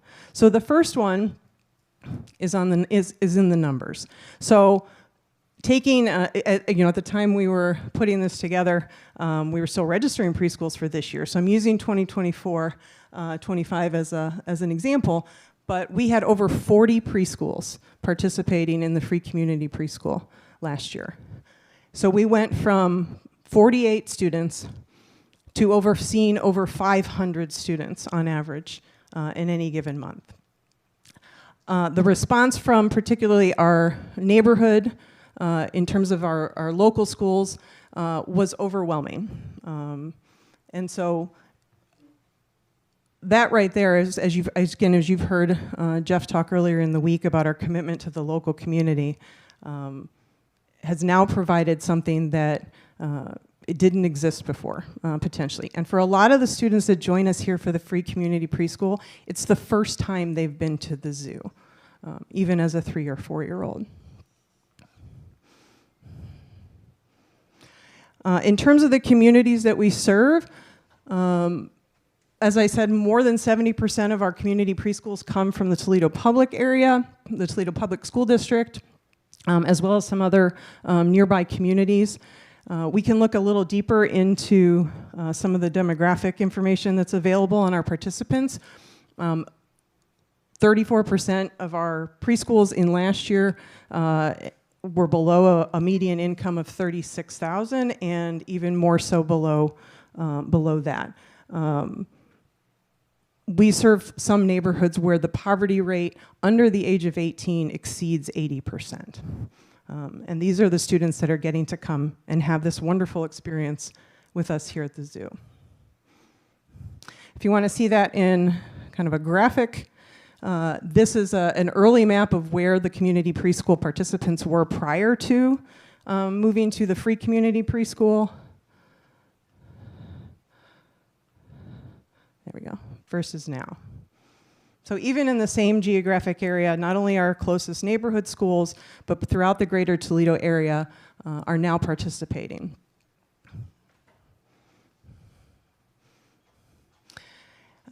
Matt mentioned this as part of his challenges as well, and one of the biggest challenges that remains, not just for these community preschools, but for all schools, is transportation. And so that's one of the biggest challenges we still have, is that even the most enthusiastic schools still have challenges with either funding or access to transportation in order for the students to actually join us. Some of them are able to secure grants or other funding that helps with that, but it always remains an ongoing challenge.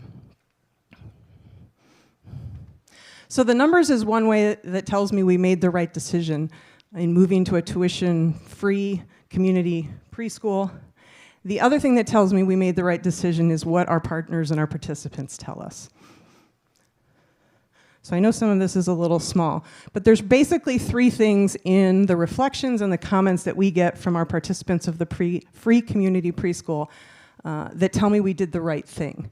The first is you will see and hear the word, we appreciate, we appreciate, we appreciate. We are grateful that we have this opportunity, that you're providing this. The other thing that comes up more than once is how their reflection of the kindness and the care of our education staff. You probably somewhere along the way, more than once, someone has asked you who your favorite teacher was. And I will bet that your favorite teacher, or at least the reason behind why someone is your favorite teacher, or why you remember them as their favorite teacher, is one or all of a couple of reasons. They made you feel safe, they made you feel valued, or they made you feel encouraged. And part of feeling safe is kindness and care and respect. And so there's few things that make me as proud of our education staff as to see others reflecting in their kindness and care that they give to the children that come to join us here. And the part that I think is probably most important, and what we've talked about a lot throughout this week, is the number of times that our partners or our participants say the children returned talking about the animals. One of the earlier quotes said, they all came back talking about animals with backbones. Or this last one, the teacher that shared this with us was talking about her own son. And she said he showed a genuine interest in what he learned. He demanded we go to the zoo on weekends and was able to repeat what he taught to his sister and dad without hesitation. That's the legacy that we're looking for. Because through all of these stories that you've heard, that is what is going to move us. Oh, let's go the other way.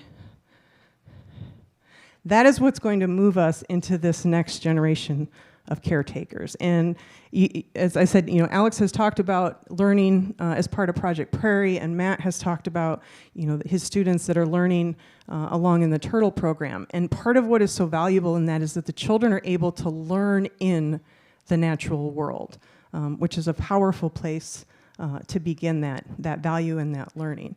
So somewhere in those little faces, is the next Joe Wood, the next Matt Cross, the next Alex Burris, and the next Jeff Saylor. And regardless of their role, all of you that have joined us here and all of those roles within here at the Toledo Zoo are all caretakers. And they're all individuals who long ago decided of all the things they could choose to do as a career to be caretakers for these important species. And whether they'll admit it or not, they're all educators. Because they made the decision to be engaged with conservation in this way. So I hope that gives you a little inspiration for what happens when you remove barriers for children, when you remove barriers to the community, and the only benefit that then comes from that as these children grow is their contribution to these wonderful animals and these wonderful species that you've learned about over these past few days. So thank you for your time. Thank you for being here and for being a part of this celebration.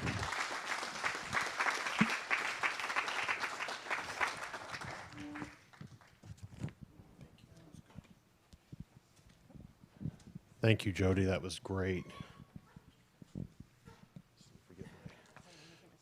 Yeah, get your snow leopard there. Your piece of snow leopard. And get going here in just a second. I want to thank all of you for coming here. Many of you have been here for all 3 days. I've been so excited about this program and pulling it together, and it's been amazing to see how many people have come out and participated and been able to see the great work that the Toledo Zoo does. We get 1 million visitors a year, and you can imagine all that goes into facilitating an experience at a public park for 1 million different people. And, you can get caught up in the day-to-day and forget about all the good work that we do, because it takes so many different things, so many different cogs in the wheel to keep this whole enterprise going. I mean, it's everything from our custodians to the wonderful staff that serves the lunches here, to the parks op people that make sure you can get in the gate, and the security guards that make sure you're safe, and the zookeepers that take care of all the animals. It's really a lot that goes into an institution that has been here 125 years, and like I said, sees so many hundreds and hundreds of thousands of people every year. So being able to sit back and take 3 days to really concentrate on the good work that all that effort produces is really important.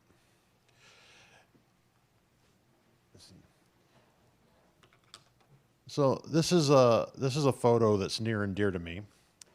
It's 1977 in June, and that's me. I hadn't quite turned 3 yet, and I'm busily chasing that peacock at the St. Louis Zoo. And I will tell you, even though, like I said, I had not quite turned 3 yet, I still have memories of that visit. 48 years later, I can remember that trip to that zoo. Zoos are incredibly powerful when it comes to inspiring people. And like I said at the beginning of the week, we know that people come here primarily to have a great day out with their family. But we can't forget about the serendipitous inspiration that can occur and can produce all of these great speakers that we've had. All of these people that have grown up passionate about animals and conservation and have gone off to do such great things around the world. My guess is if I ask Carrie or Joe or Oliver or Norel, they probably all have very early memories of going to zoos. And it's funny, even our detractors. So, some of the people that are really against captive wildlife, when I've read some of their books, even in those situations, their earliest memories that drove them to want to learn about and protect animals came from visits to zoos. Like 201. Zoos have the ability to inspire people in really amazing ways. And I had this very, very early trip. I mean, going to the zoo was something my family did as something that would be fun and enjoyable and affordable. This isn't me because we couldn't find the old photo, but then the next thing, was to go to zoo camp. So I remember going to zoo camp as an 8-year-old and getting to go behind the scenes and see the tiger and stand there like this animal standing up against his night house roaring at us. And at the time, liability was a little less tricky and lawsuits were a little less problematic. So we got to hand feed the bears. That was fun. They just told us, make sure you hold your hand flat. We made it. I still have it. But it was those early experiences that really mapped out my life. Like Oliver, I grew up taking care of birds in my own aviary. I mean, you hear about the stories of orphan children raised by wolves in the wild. I can tell you, I was raised by homing pigeons, and grew up. There's a reason so many of these presentations were about doves today. I did my graduate work with this species, and over the years have worked with birds in several zoos. I've had the honor to work for some of the greatest zoo organizations in the world, and I can tell you, even this species right here, I saw the first live one when I was 14 years old, once again at the St. Louis Zoo, and was completely captivated by it. This is the same species Joe talked about that, 2015, 2016, was down to 11 animals left in the United States. We brought them all here to the Toledo Zoo. In fact, where is he? Chuck's around here somewhere, hiding. There he is. Chuck was the bird curator here at the zoo at that time, and the two of us gathered these birds together, worked with our bird department. Stacy Becker hand-raised, I don't know how many dozens upon dozens upon dozens of these baby birds, and went from 11 birds to nearly 150, and actually turned this species around so it could inspire others. Because I couldn't have the animal that inspired me to get a graduate degree, to go forward and become a director at a zoo, I couldn't have it disappear from the U.S. continent. And now they're here in great numbers. I think, we have 70 here on grounds at this point, because we won't let them wink out. We provide them to zoos all over the country so that other people can be inspired by them. But when you start to pull all this together and think about all the things that go into a zoo, all the opportunities for these animals to touch the public and to inspire them, and really you don't know what animal is going to do that, right? Who would have thought that's going to capture a 14-year-old's imagination, right? Just walking through and saying, who's ever seen a pigeon that's got a bright pink head and a solid green back and this beautiful white and black band? You just don't know. But I can bet you, all of you saw animals. Many of you in this room probably have memories from the zoo and animals that you thought were particularly memorable or powerful as far as the experience goes. And that's why zoos are important. That's why the work we do here is important. And I would hope we're still here in another 125 years. We couldn't do it without the support of all the people in this room. We couldn't do it without Synovus Energy coming and sponsoring these talks, so thank you for that. You know, we've got board members in the room that are busily making sure the zoo is here and sustainable for the future in its many different forms. I've got colleagues here from the zoos around the United States that have been very important to me from a mentorship standpoint and friendship standpoint. And it's great to work in a community that is trying to do good in the world. And trying to do good in the world in so many places, and trying to uplift people who don't have opportunity, and trying to uplift communities so they can protect their wildlife. Leveraging the skills of people who dedicated their lives to caring for wildlife here and helping to save those species in the wild. So, and Monica, I didn't see you there. Monica also helped with many of these pink-necked fruit doves, and Adam next to her. So it takes a village, right? So with that, I'd like to invite all of you to lunch. And I hope if you've gotten a ticket to the gala tonight, and we'll see you there. But otherwise, thank you for your support of the zoo. Thank you for paying attention to us for a few days, and for your ongoing support.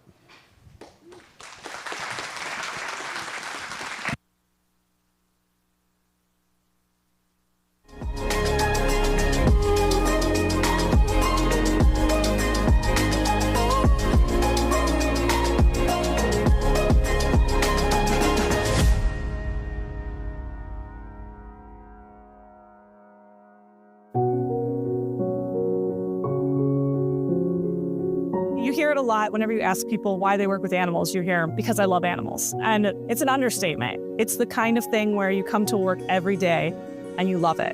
The journey that I've been on has been a really good one in the fact that I actually started coming here when I was 13 as a zoo teen, and my parents were nice enough to commit their weekends to driving me down to volunteer my time to be able just to be at the zoo. I think sometimes we forget that the zoo really provides this sense of fascination and curiosity, especially for the youth of tomorrow. I started my career here as a young 13-year-old, and it has been truly remarkable to just watch the initiatives here at the zoo as a whole grow. Watching it from a young kid to now an adult where I can serve in the community and be a voice. And that's what's truly remarkable. We are just impressed and absolutely flabbergasted with the wonderful things that happen through the Zoo Teen program.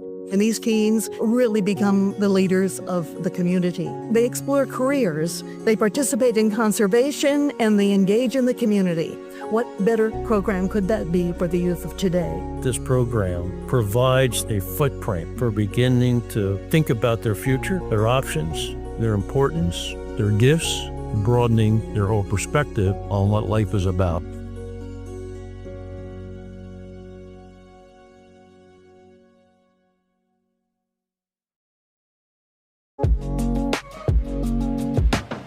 Have you ever wanted to come closer at the Toledo Zoo? Make your next zoo trip unforgettable with a behind-the-scenes tour. Our exclusive tours offer a unique opportunity to see the inner workings of the zoo and get closer to your favorite animals than ever before. Join our knowledgeable education and keeper staff for an up-close look at what goes on behind the scenes at the zoo. You'll get insider knowledge of animal care, conservation efforts, and the daily routines of our incredible animal residents. Feed the adorable red pandas and watch in awe during a bear training session where you'll see firsthand how our keepers build trust and enrich the lives of these magnificent creatures. We offer 15 different tours, each designed to provide a unique and immersive experience. Whether you're interested in mammals, reptiles, birds, or aquatic species, there's a tour tailored just for you. Come closer to adventure and book a tour today.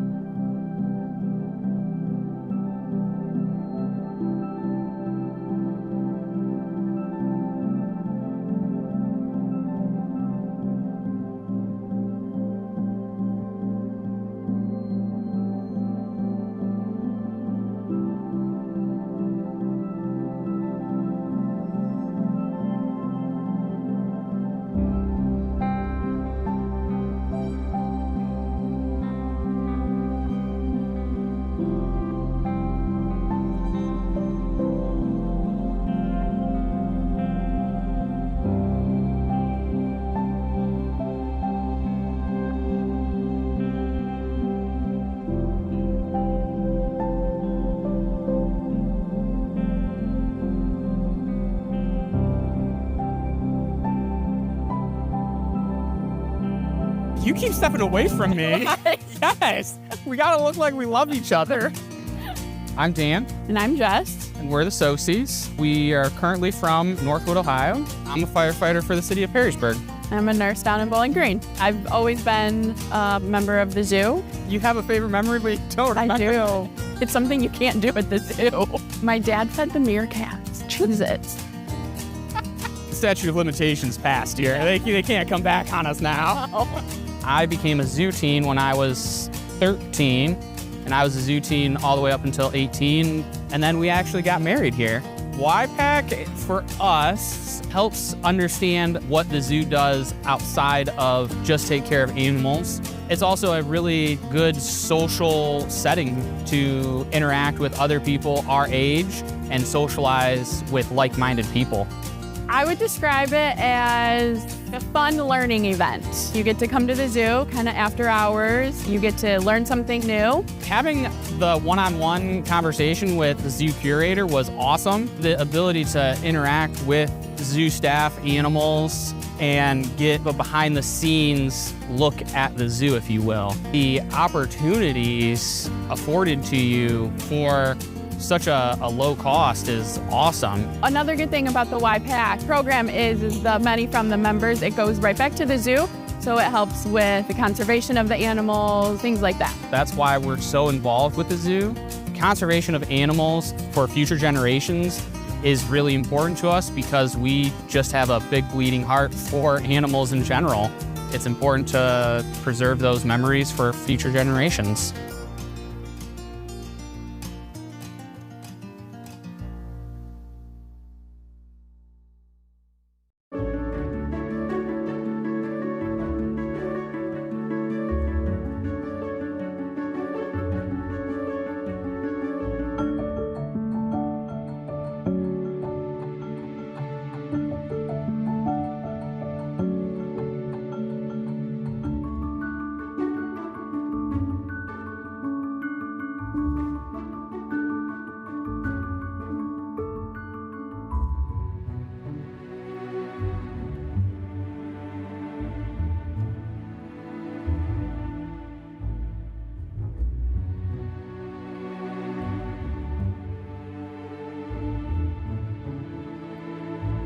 This program quickly became our teachers' favorite program because of moments where we get to see kids experience things for the first time. Some children that are nonverbal that say like their first words here at the zoo, which is really neat. Hi, I'm Nicole Martin. I'm the education manager here at the Toledo Zoo, and I'm in charge of the community preschool along with camp and family programs. Our community preschool started in 2018. It allows area preschools to come to the zoo for free up to once a month to experience both a classroom aspect and going out into the zoo to see animals on exhibit. Most of them are Toledo Public School Head Start programs, along with YMCA Child Development Centers. And a lot of these children don't have the opportunity to visit the zoo with their families, so this provides that opportunity to come to the zoo. We have around 500 kids a month that come on average, and we're only increasing those numbers as we gain popularity throughout the community. Our goal as a community preschool is for kids to learn a better of appreciation and care more about animals throughout their life. If they get to see a seal for the first time or get to hold a butterfly, those are experiences that we hope kind of stay with them, and so they learn to care for animals throughout their life.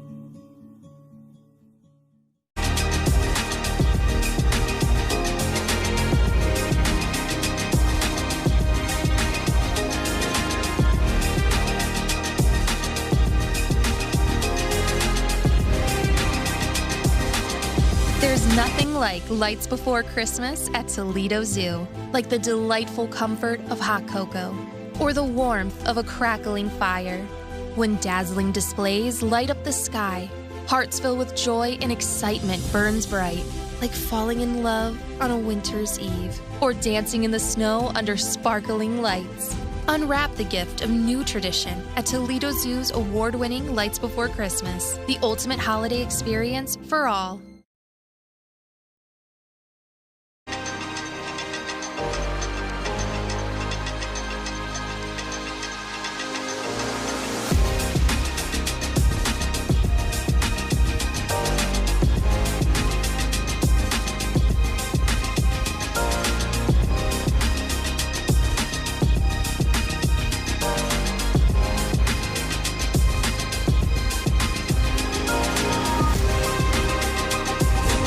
This year, the Toledo Zoo is marking a milestone of monumental proportions as we celebrate our 125th anniversary. Since its humble beginnings in 1900, the zoo has grown to become a local landmark, drawing in millions of visitors and caring for thousands of animals, all while advocating for wildlife and helping to conserve the natural world. Now, 125 years later, we are thrilled to celebrate this progress with our visitors, our community, and of course, our beloved animals. We hope that you will join us throughout the year as we commemorate this special occasion with an exciting array of events, reflections, and anticipation of all that is yet to come. Toledo Zoo, honoring our past, envisioning our future.